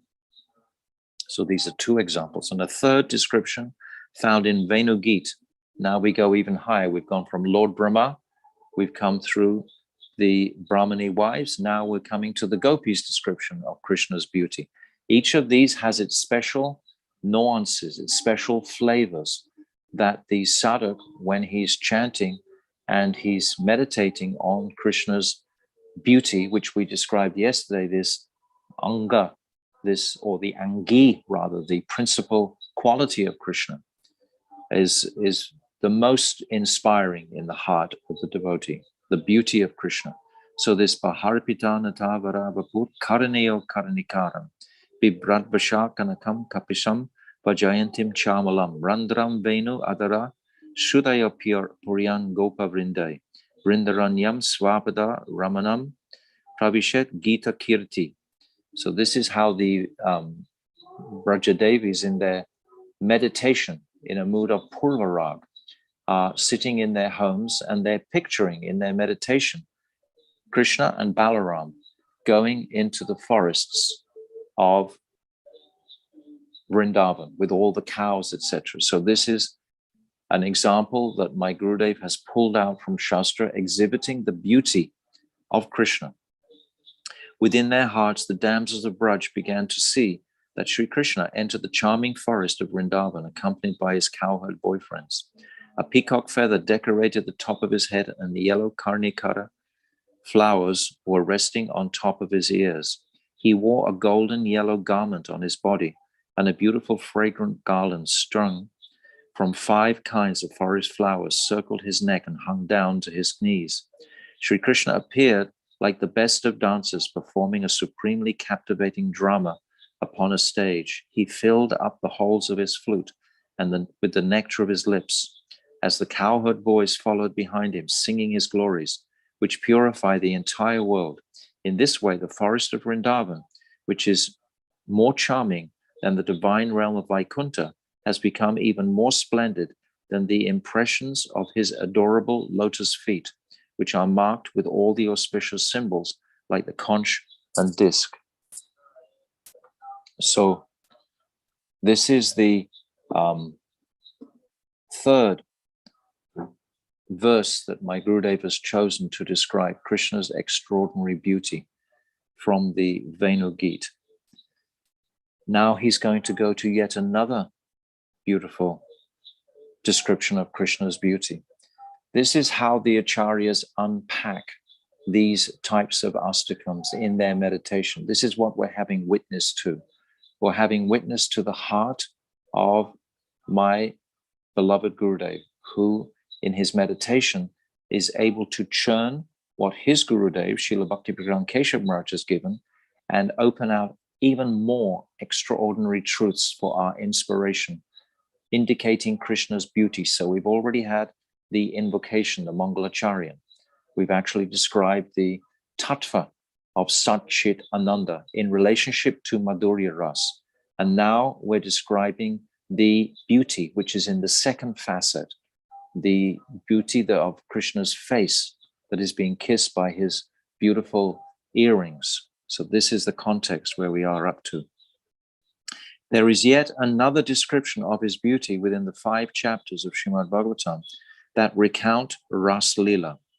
The gopis, allured by the bewildering potency of Krishna's flute song, left their homes in the middle of the night and went to Sri Krishna. Yet when they came before him, he teased them and told them to return to their homes. At that time, the gopis described the sweetness of Sri Krishna's beautiful form. So this is in the Pranaya Gita. This is a most heart-rendering collection of verses. There's 10 verses where Shukadev describes when the gopis, they challenge Krishna's demand for them to return home after they've broken all the shackles of their material existence and run to the forest in the middle of the night. They've given up their shyness, their chastity, their dharma, their every quality that could possibly be discarded. They dropped for the pleasure of Krishna, to be with Krishna. Krishna was calling them. And then when they came, Krishna directed them to go back to their homes. Why were they here? Krishna was testing them. My Gurudev says here, tease them. Maybe the editors have changed the words around, but basically Krishna was testing them. But we can say teased also is a complementary word. So now this time, the gopis, they say, Kashri anga te kala padyatra venu git samohit arya charitam na chalat tri lokyam shobam shobagam idam cha nirakshya rupam yadgo dvija druma mriga pulankani abaran. So this is from the 29th chapter This is saying, O Sri Shamsundara, from your flute came the most endearing, slowly rolling melodies. Your beautiful form brings auspiciousness upon the entire universe. Moreover, upon seeing your beautiful form, even the bodies of the cows, birds, trees, and deer erupt with horripilation. After hearing the sweet melodies of your flute and beholding your captivating form, is there any woman in all the three worlds who would not become attached to you, and leaving aside all proper conduct and shyness, deviate from her principles of religion, of her religious principles? So this is what is unfolding for our meditation here. We know that Krishna, as opposed to Lord Narayan, has four principal additions to his qualities. This is Venu Madhuri, Lila Madhuri, Prem Madhuri, and Rup Madhuri. These four qualities are only in Brajendranandan Krishna. So here, Gurudev is giving us so much. I'm not going to rush through this Astakam, by the way. If we don't complete this Astakam during our scheduled section, then this should give you inspiration to carry on the reading yourselves, because I just want to indicate tomorrow I will begin the second verse, but at the same time, if I don't complete this first verse today, there's no problem, because then you can relish it at your own convenience for the rest of the day today, because there's so many truths in here. Why should we try to gallop through it? So upon hearing the sound, Gurudev continues, upon hearing the sound of Krishna's flute, the gopis of Braj forgot everything, their fear, hesitation, patience, dignity, and so forth. Regardless of the condition they were in, they eagerly ran to meet Sri Krishna without even calling their dearmost girlfriends. They all ran alone. The Pran Priya Sakis, they ran to him. Each gopi thought, Sri Krishna is calling only me. When Sri Krishna saw that the gopis, who are the incomparable treasures of Braj, had come to him, he tried to bewilder them with his delightful art of speaking. So he tries to send them home after they've run to him. So this Pranaya Geet is the second of the Geets. So we've already had a mention of Venu Geet. Srila Gurudev is simply presenting Damodarastakam. How extraordinary that this personality cannot stay away from touching the highest aspects of our goal, or highest subjects of our bhajan, just in the very first verse. This is what he's sharing with us in the first verse of this Damodarastakam. So this in itself is extraordinary, to appreciate how Srila Gurudev could not at any time walk past the opportunity to speak about the Braja Devis. Now, this is a quote from the 10th canto again. Krishna is speaking. This quote comes before the verse that I just spoke, that the gopis answer Krishna. This is the verse where Krishna now is bewildering, or trying to bewilder the gopis. He said, "Oh, beautiful cowherd girls, why have you come here alone at this time of night? Have you come to see nature's splendor and the beauty of this forest? If so, then return to your homes now. The duty of a lady of noble descent is to serve her husband, father, brothers, and friends. Even if her husband is bad-natured, unfortunate, foolish, old, diseased, or poor, her duty is to serve him. Go back to your homes." These were the cruel words that the gopis heard. The gopis knew that Krishna was also indicating something else. They knew this simultaneously. It's called parokshvad. Krishna will speak in one meaning, but simultaneously there will be another meaning behind that. So Gurudev continues, hearing these unpleasant words from their dear most beloved, the gopis became morose and pained at heart? They answered, it's described by the acharyas that they were scratching the ground with their feet and they were praying to Mother Earth to please open up and take us into your lap. We want to commit suicide, in other words, because we can't go back to our homes. That's impossible. That would be like a Vantasi, eating our own vomit. We can't do that. And if we can't stay with you, then what are we going to do? Where can we go? That we have no recourse except just to leave our bodies. They're saying here, they answered this remark from Krishna. Dear Shyam Sundar, your advice is correct, but by instructing us, you have become our guru, and one should first serve one's guru. Now please accept our service.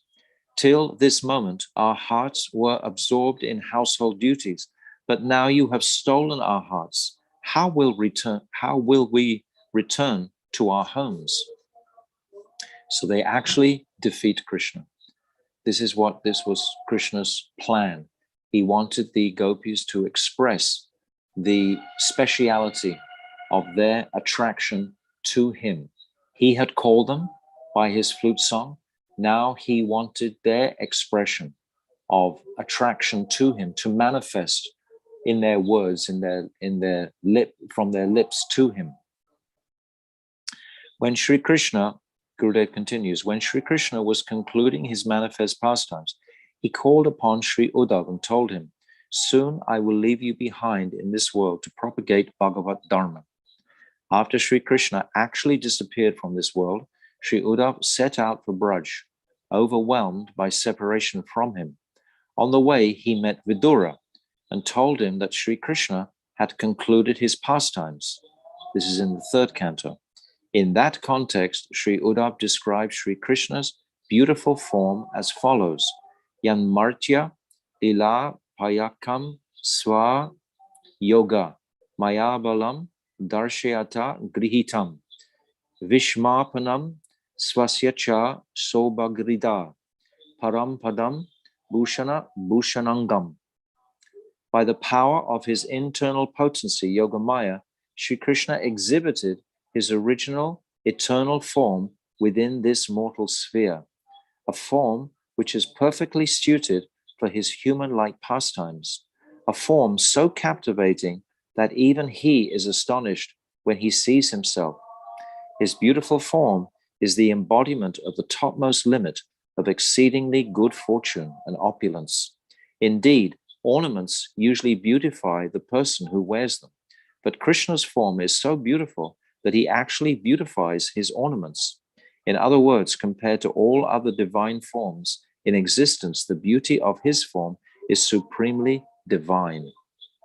So Srila Gurudev is giving us verse after verse after verse for our consideration of the remarkable beauty that is described on the pages of Shastra about Brajendrananda and Shyam Sundar. Furthermore, when Sri Krishna disappeared from the gopis at the time of the Rasa Leela, the gopis sang about their separation from him in deep lamentation. Hearing that kirtan, Sri Krishna, unable to restrain himself, again appeared in their midst. Sri Shukadev Goswami describes his beauty at that time. Tarsham avibrakch churai smaya man mukambuja pitambara dara stragvi sakshan manmata. When Sri Krishna appeared before the gopis, his lotus face blossomed with a mild smile. A beautiful forest flower garland decorated his neck and chest, and a yellow cloth graced his shoulders. He even churned the mind of the God of love, who agitates the minds of all, for he is directly the original transcendental God of love. So many verses referencing Krishna's astonishing beauty. He says, Pitambara Dara. At first, Krishna was clasping the yellow cloth he wore as an upper garment between his hands. The import of this is as follows. When Sri Krishna saw the gopis' moods of separation from him, he wiped away their tears with his yellow cloth. He realized that he had given so much trouble to his dear beloveds, and thus he considered himself an offender. Begging pardon for his offense, he then placed part of his yellow garment between his teeth, as though biting a piece of straw, a sign of great humility. The appearance of his beautiful form at that time was capable of agitating the minds of millions and millions of cupids. When Sri Shukadeva Goswami spoke this verse, he became absorbed in the moods of the gopis. In that state, forgetful of himself, he became perturbed and addressed Sri Krishna as Sori. By calling Krishna Sori in the mood of an irritated gopi, Sri Shukadeva Goswami was saying, "You are cruel like a warrior. You are not from the soft-hearted cowherd dynasty. Otherwise, you would not have left us all." The gopis were smitten by such extreme pains of separation. We cannot imagine when Krishna chose to leave the Ras Leela as part of his arrangement to bring all the gopis together and to demonstrate to us, basically, the height of the gopi separation. All this is demonstrating how much the gopis love Krishna, for our inspiration to appreciate the nature of the topmost devotees in existence, who are the gopis.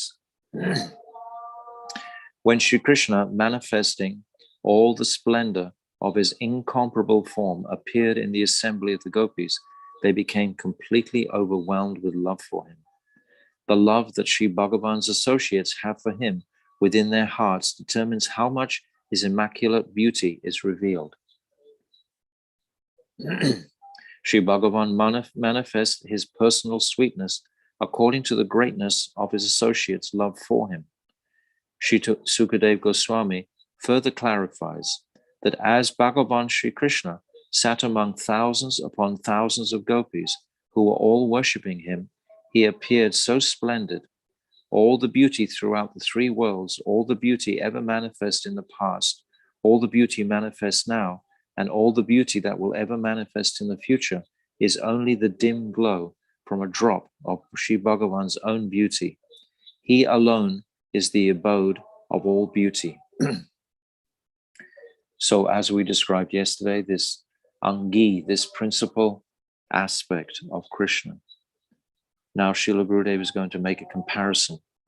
Sri Narayan is also beautiful. Attracted by his beautiful form, Lakshmi remains engaged in the service of his worshipful feet, day and night. However, as soon as she remembers the sweetness of Sri Krishna within her heart, she longs to see his sweet form directly and resolves, "Since I cannot obtain entrance into Ras Leela, I will watch it from a distance." What is the reason for this eagerness? It has been said that the incomparable form that Sri Krishna manifested within the Ras Leela in the assembly of the gopis was never exhibited anywhere else. What is that form like? His form churns the mind of even Cupid, who agitates the minds of all, for he is directly the original transcendental Cupid. In the first verse of Sri Damodarastakam, Sri Satyavrat Muni describes the very same enchanting form of Sri Krishna as a 2.5-year-old baby running away from Mother Yashoda. As he fled from his mother, he repeatedly looked behind him with terrified glances. His earrings shimmered on his cheeks, and his neck was decorated by 3 graceful lines. Other than the auspicious gold cord around his waist and the pair of ankle bells clasping his wonderful lotus feet, resonating with unsurpassed charm, his tiny form was completely naked. The conclusion that the manifestation of Sri Krishna's beauty is relative to his devotees' love for him is also established by Srila Sanatana Goswami in his Sri Brihat Bhagavatamrita. The unique qualities of Sri Bhagavan's beauty manifest in accordance with the unique qualities of his associates. So this is the point Srila Gurudev is bringing out here. According to our vision, that vision will reflect the form of the Lord that we will see by our devotion, in order to bestow his mercy upon the souls who are indifferent to him and to bless them with Vraja-prema, the love exhibited by the eternal inhabitants of Braj. Sri Krishna manifests his beautiful form as a fresh youth, the best of dancers, dressed as a cowherd boy, holding a flute in his hands. This very form of Sri Krishna is the origin and basis of all his forms in Mathura and Dwarka, and is also the source of all other avatars. Even though the main subject of Sri Sanatana Goswami's commentary on this verse in Sri Krishna's childhood pastimes, he has quoted a description of Krishna's beautiful form exhibited at the time of the Ras Lila, in order to convey the extraordinary glory of that particular form. So we've described principally these later verses that I've just read out here are all coming in connection with the Ras Lila, in the Gopis' feelings towards Krishna in the Ras Lila. Okay, so this is the second line only that we've reached, and Gurudev has described so extensively these verses referring to Krishna's extraordinary beauty as appreciated by the Ashraya, by the Gopis themselves. So I'll continue reading here. In chapter 9 of the 10th canto of Srimad Bhagavatam, there is a description of Sri Damodar Leela. So now Gurudev is going to be describing the Leela, because the third line of the verse begins to touch on Krishna's Leela. Yasoda biolokalad davamanam. So this is the third line now. Srila Gurudev is going to begin. Many gopis constantly complained to Sri Yashoda, "Your son steals from our houses and eats our butter. Oh Yashoda, worse than that, he throws milk, yogurt, and butter everywhere. If he actually ate it, it would be all right, but he doesn't. He smashes our pots of milk and yogurt and unties the calves. How can we tolerate this daily loss of milk and yogurt any longer? We have all decided to leave your settlement of Braj and live elsewhere." Mother Yashoda heard these complaints every day. She began to wonder, could it be that my darling boy finds the butter that comes from his own home not tasty? Is it sour? Is that why he doesn't eat it, but instead sneaks into the houses of other gopis to steal their butter? If that is the case, then today I will prepare sweet butter for my dear son with my own hands. He will surely eat that and not go to others' houses and steal their butter. It was the festival of Deepavali, so she gave leave to all her servants and maidservants. She personally milked Mangal, Ganga, Prasingi, Pisangi, and other cows, and then boiled the milk until it started condensing. When it was the right warmth, she added yogurt culture to it, and then in the early morning, she personally set to churning the freshly cultured yogurt. As she was churning, she became completely immersed in love for her darling son and began to sing, Govinda Damodara Madhaveti, Govinda Damodara Madhaveti. As the churning rod rotated back and forth, it made a deep reverberating dik, like a large drum head of a mridanga, and also a tapping sound, tan, like the small drum head. Thus the full sound of dik-tan, dik-tan. The meaning implied is that any soul who does not worship and remember Sri Radha and Krishna leads a life that is so dull, tan, that he is no better than an animal. Such a soul is condemned, dik. As she churned, the ringing of her bangles sounded like the ringing of cartels. Lost in thoughts of her darling son, she started to sing. In this stotram, Srila Bilvamangala Thakur has also described how Mother Yashoda began to sing in this pastime. So this is Govinda Damo Dharamavaveti. Once at dawn, and then it's describing this pastime of churning the butter. So Sri Krishna, the darling son of Mother Yashoda, forever begs parental love from his mother. Mother Yashoda was completely absorbed in the moods of her song and was brimming with affection for Krishna. When he heard her singing, her voice saturated with love for him, he could not restrain himself. He began to think, every day Mother sings little songs with great tenderness to awaken me, but today she has not come and I am so hungry. Supreme Lord of everything, who is independently blissful and self-satisfied, Atmaraman Aptakam was hungry. He began to cry loudly for his mother's breast milk. My dear Lord, how glorious you are. On this day, the effect of Sri Krishna's crying remained unknown to anyone.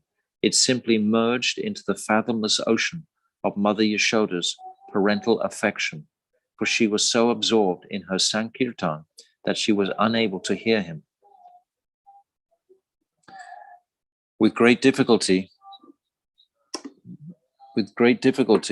Kanaya, who was lying on his belly, moved little by little to the edge of his bed and then got down.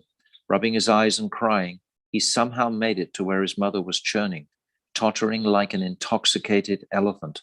Along the way, he caught hold of the churning rod and stopped it from twirling. Mother Yashoda's absorption broke.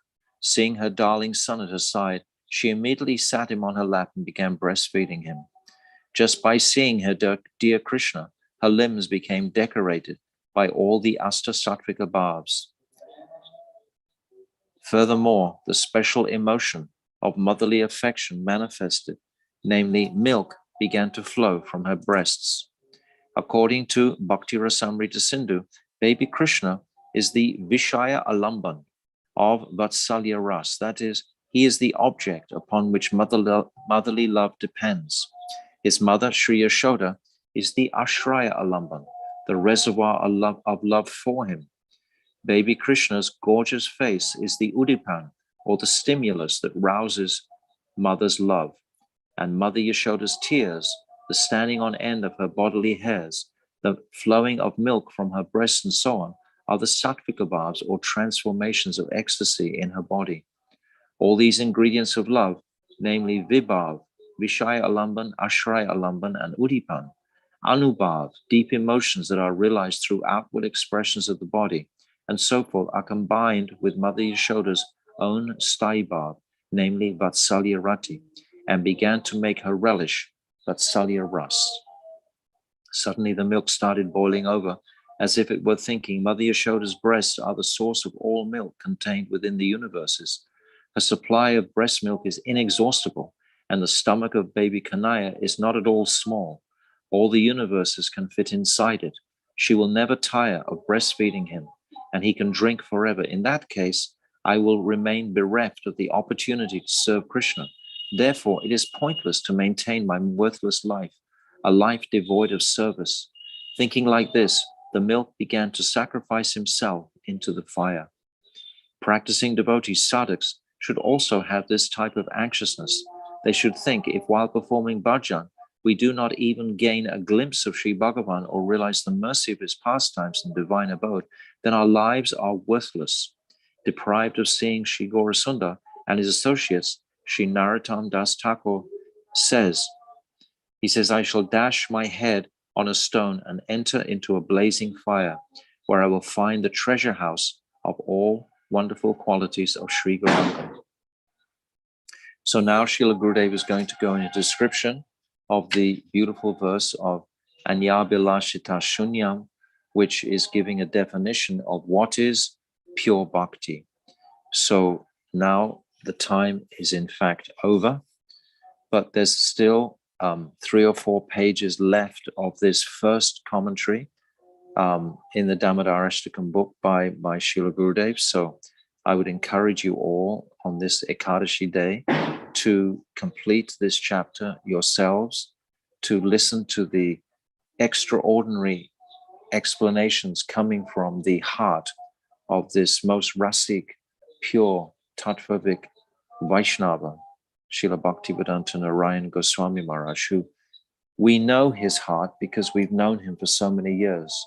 More than 20 years we've known him only to take relish in these particular topics. So when he describes these topics, we know he's doing it with his full being.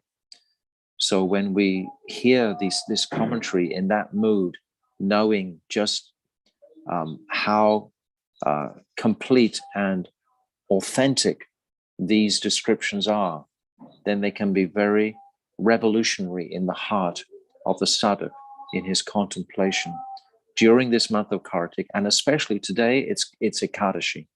So as Bhaktivedanta Nemi Maharaj is describing, it's an exceptional Ekadasi. So we can take shelter of these beautiful descriptions of Krishna's beauty for our absorption in the rest of the day today, and just complete these extra pages. So I'll end this reading now. And if there's any questions, we can very happily churn it longer. Vancha kalpatarupyascha kripa sindhavevacha patitanam pavnebhyo vaishnavebhyo namaha. Srila Gurudev ki jai, Srila Prabhupada ki jai, Srila Bhakti Pragyan Keshav Goswami Maharaj ki jai, Sri Satyabrat Muni ki jai, Sri Damodarastakam ki jai, Sri Ekadasi Brat ki jai. Gold Premanande, Hari Hari Bol.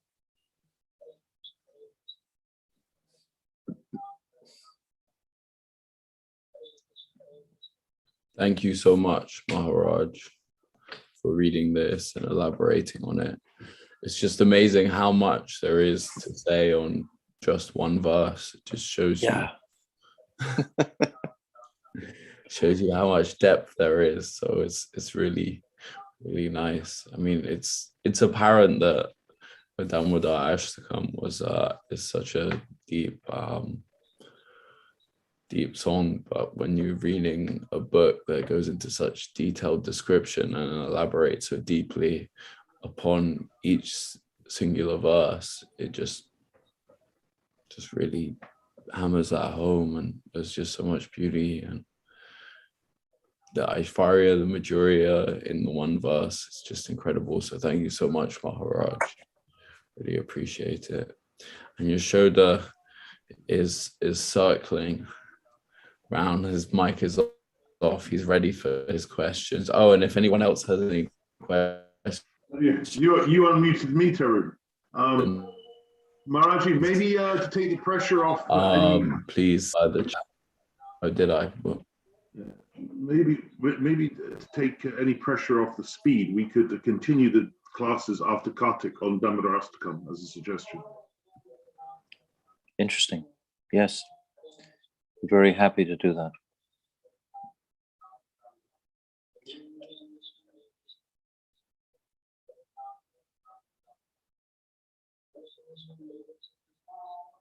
It's nice when we're all live or more live, unmuted, sitting together. And as we read through, individuals can comment and bring out different facets themselves. Because I described yesterday that even just reading this, newer and newer appreciations come. Ourselves just reading these explanations by Srila Gurudev. But if anyone has any questions at all. Hello? Achyutananda Prabhu. Well, I got a notice that said the host would like you to unmute, so I'm talking. Yeah, without these commentaries, what's the deal? An old Hindu woman is chasing her son around with a stick. Well, quaint. You know, without these, look at the Satchidananda. This is like that verse, and I'm still waiting for that verse to be told to me, and it's in Padyavali, that it must be a bhakta talking to a jnani. So you're seeking the absolute truth? He's crawling on his hands and knees in Nanda Baba's backyard. You want to find him there? There's the unlimited Satchidananda Rupa. Yeah. Without these commentaries, it would be so what? Yes.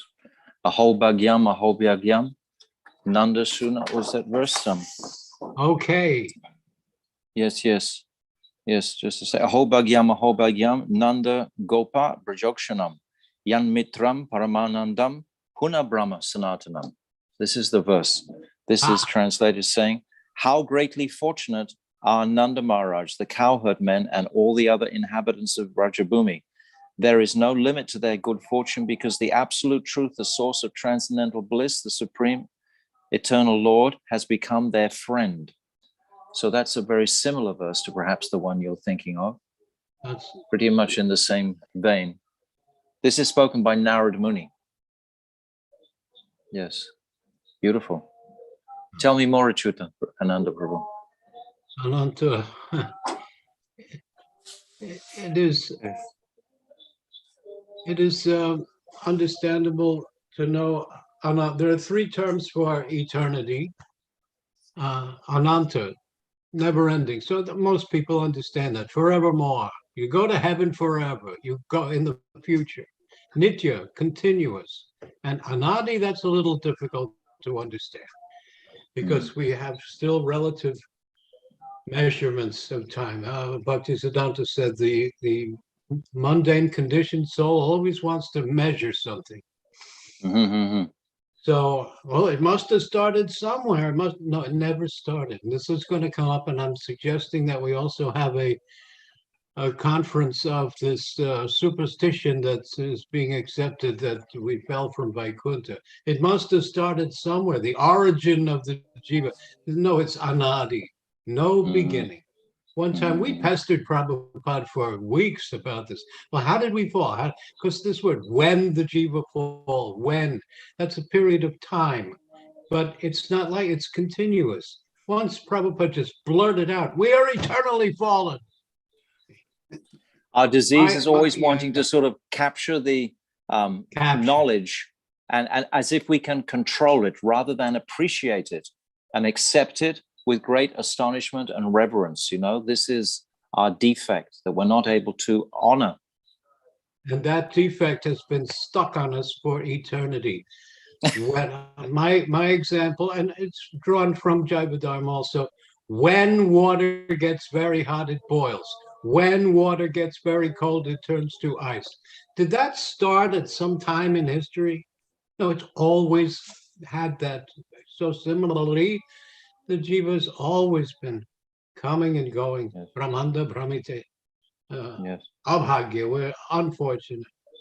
Yes. So another thing I want to suggest is a conference on the 5th canto, and I will, when it comes up, invite Uttama Sloka in Costa Rica. Uttama Sloka has done elaborate study on the 5th canto. And especially, everybody write this down, 5th canto, chapter 22, verse 8 purport. That's the one where the moon is higher than the sun, which if you don't accept it, then how are you going to get to the 6th canto? What to speak of the 10th canto? But I'm just taking advantage of your acceptance and appreciation rather than logic and understanding. This is coming by enthusiastic prayer. Simply devotion itself, the love of the heart itself is soft. It's without rationale or logic. Rupa Goswami describes it like this. We can't crack that world. We have to wait for that current to actually manifest within our hearts by kripa. And by our sincere practice and devotion, then these truths are so easy to understand that Mother Yashoda is able to bind the Supreme Personality of Godhead who contains all the Brahmans within his abdomen. This is too extraordinary. But actually, this directly happens through this description is given. No logic. Well, that sounds like chaos. Yesterday I spoke about Sridhar Maharaj, and I forgot to mention, often he would look back and say, what is the harmony? What is the finest adjustment of rasa? He would say that very often. Very beautiful, very beautiful. I think it's very interesting today in the reading how my Gurudev was able to parallel this Madhurya and Aishwarya in a very excellent way. He was able to sort of begin to describe the beauty of Krishna as well as his tattva, almost simultaneously. And we described previously how this Aishwarya in Vaikuntha, for example, is very prominent, whereas in Braj, there's even 1,000 million times more Aishwarya, but it's covered with 1 trillion zillion times more Madhurya. So we have to understand this topic carefully. That came up when Shamarani was reading that the trees are full of jewels and some of the ponds are like diamonds. And she asked Narayan Maharaj, should I paint them like jewels? He said, no, you paint them like fruits and flowers and water. But they are on Goloka, they're 100 times more valuable than any Lakshmi jewels. I have another question, though. 2 times in the Krishna Samhita, Bhaktivinoda Thakur says something very extraordinary that I don't understand. I wish I could. He said, it is more easy for a Kanishta to be promoted up to Uttama Bhakti than a Madhyam to come to Uttama, because a Madhyam has to cross over an ocean of arguments. That part I understand, but how can a Kanishta very easily come to Uttama? That is hard. He doesn't say anything more, but he says it twice. You have to send me the reference to that. I have to see it in context. Krishna Samhita, between it's in 2 parts. One is explained, the other is Leelas and avatars. It's in one at the end of one. But I think Prabhu, what my guru, the way he trained me, was to try to understand the mood with which the commentator or the author is presenting the topic, and to try to understand the heart of the mood. And saying, for example, that a very fallen conditioned soul like me is able to even hear about these topics. So I'm like that bottom rung Kanishta and lower, and yet I'm hearing about these Uttam topics. I actually asked my Gurudev directly that question, and he said, "You are like clay. I can mold you however I want to." So it's by their mercy, their causeless mercy, to reconcile these types of questions. The Kanishta coming to Uttam. If I can understand clearly what your question was, the Kanishta becoming Uttam, yes, of course. In a moment that can matter. Like Magrari the hunter. Magrari the hunter, right? With Narad, he came from that degraded condition to such a high elevated state by the mercy of Narad. So we could say in that context that was from the Kanishta. Well, that's not even a Kanishta. That's lower than a Kanishta, right? But coming to Uttam. So am I in the right vein here? I got one. The illiterate man who was holding the Bhagavad Gita and weeping. Yes. Why are you weeping? You can't even read it. Well, I'm just saying Krishna was so kind that he took the chariot position for his friend Arjuna. What is the second part of the question was about how the Madhyam can have great difficulty crossing into the Uttam, because if the Madhyam thinks that he's more knowledgeable, if he starts to have the abhiman or the false ego conception that he knows something, if he starts to consider that he's a bit of a pundit or something like this will restrict his open horizon of consciousness. He won't be able just to rocket through, so to speak, because he will have created so many logical, rational obstacles for himself by his imagined prowess in the Shastra, if it's not laced with full sweetness and devotion. So in other words, the Madhyam can drift off towards Gyan very, very easily.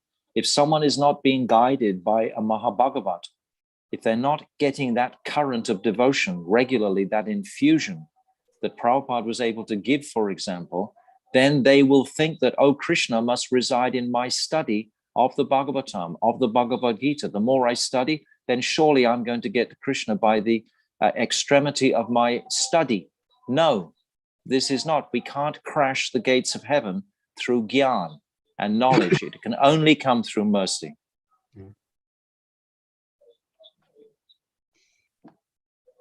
Thank you, Achyutananda Prabhu. Haribo, Haribo. Wonderful to see you here today.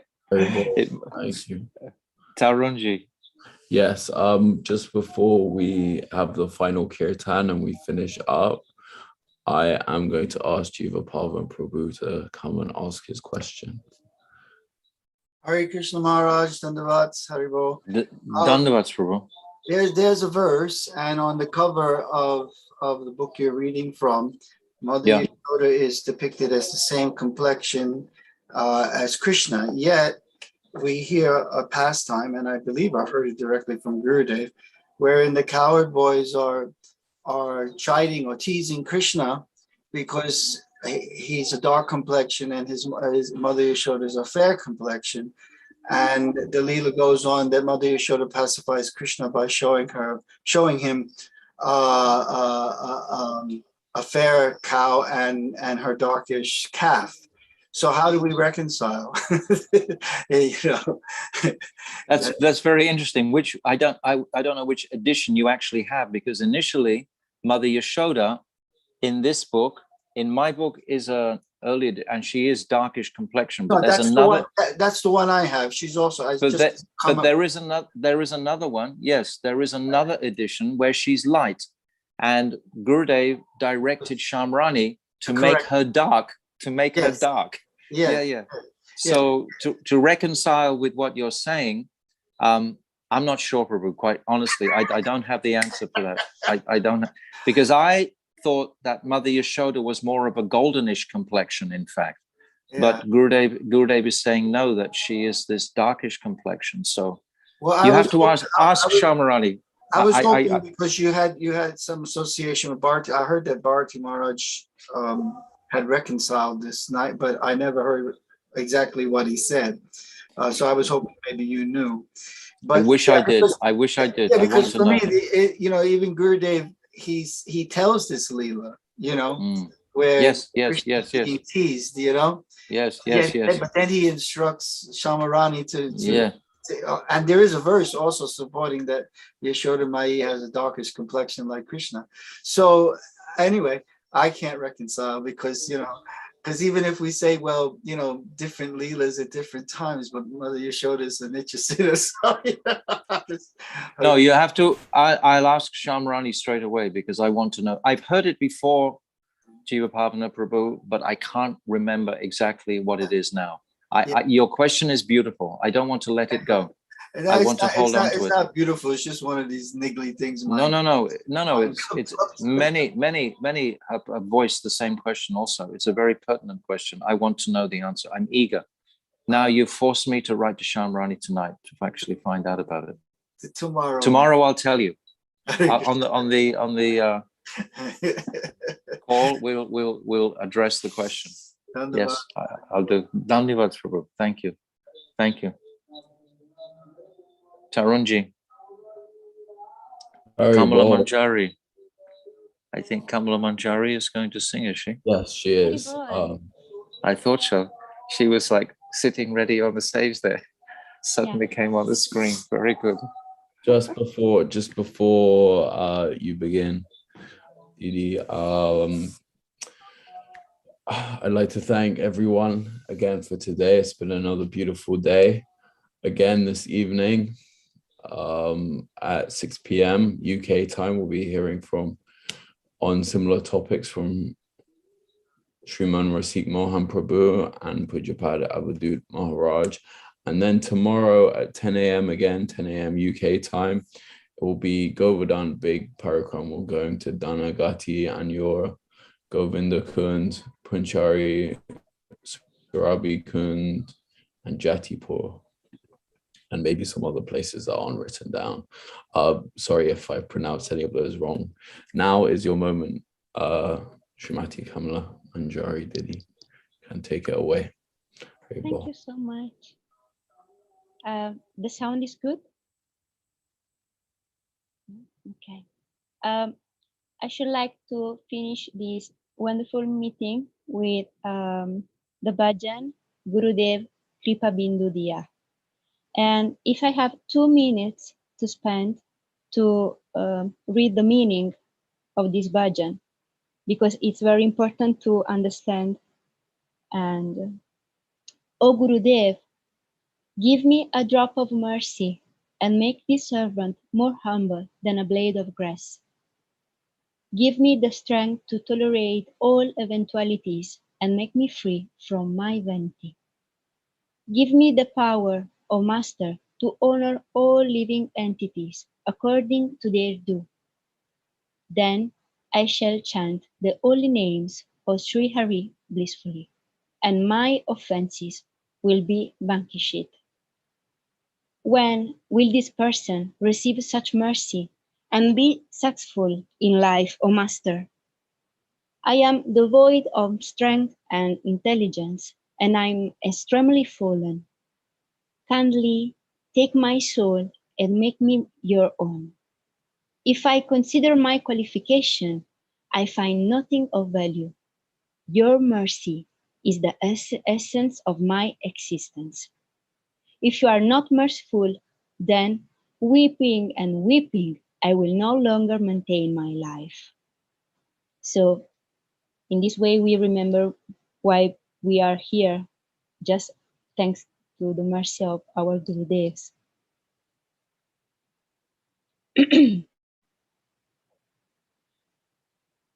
Gurudev,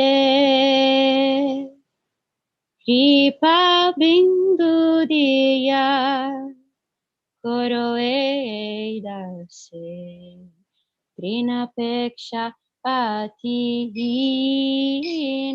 Gurudev, Kripa Bindu Diya, Koro Edase, Trinapeksha Patihina. Sakala Sahane Baladiya Karo Nijamane Sprihaina. Sakala Sahane Baladiya Karo Nijamane Sprihaina. Gurudev.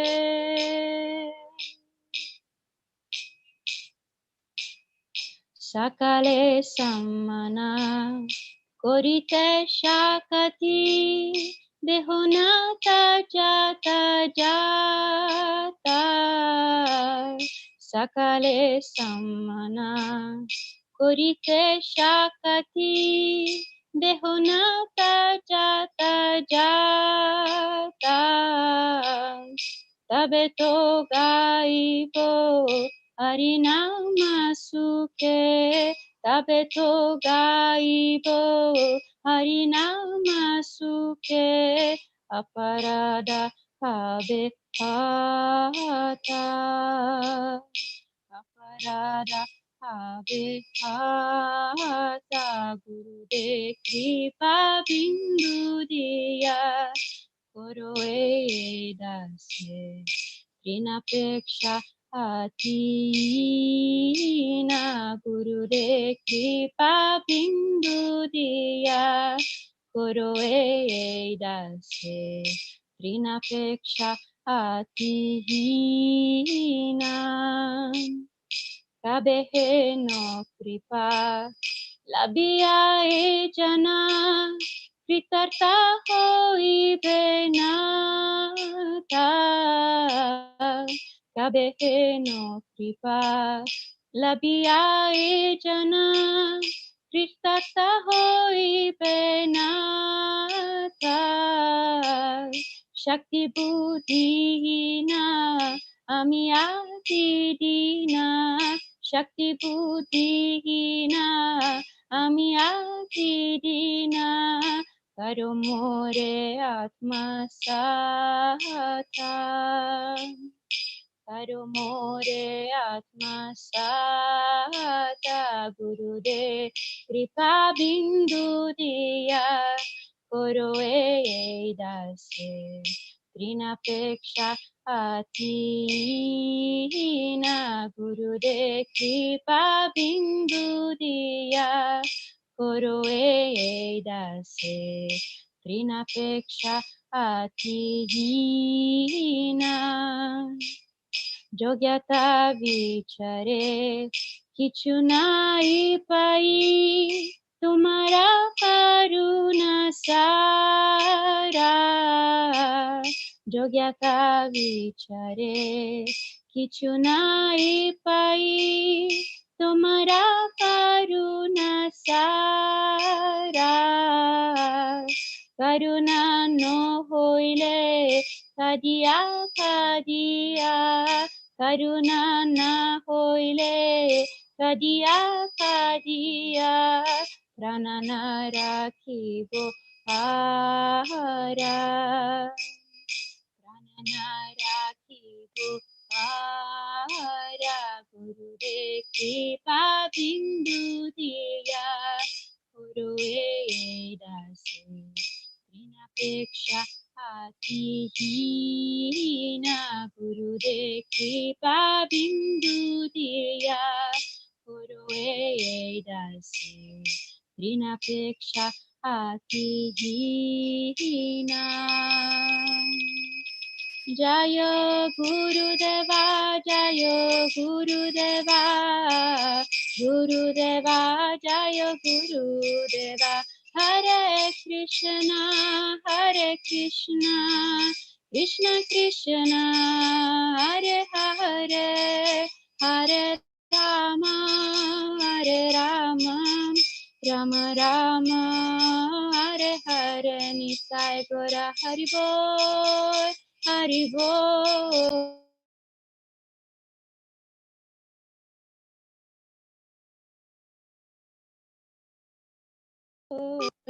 Hari Bol, Nitai Gora Hari Bol. Shri Gurudeva Ki Jai, Shri Guru Parampara Ki Jai, Shri Nitai Gora Pramanande, Hari Hari Bol.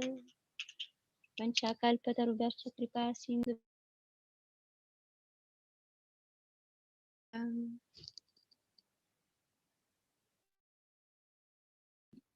Very bold. Thank you so much. It was very, very sweet. Am I frozen? No, I'm not frozen. Okay, Madhuri is shaking her head. Thank you so much for that wonderful kirtan. It was such a beautiful kirtan. Really nice reminder of many beautiful things. Vancha kalpa turvyascha kripa sindhu bhaeva cha patitanam pavanebhyo vaishnavebhyo namo namaha.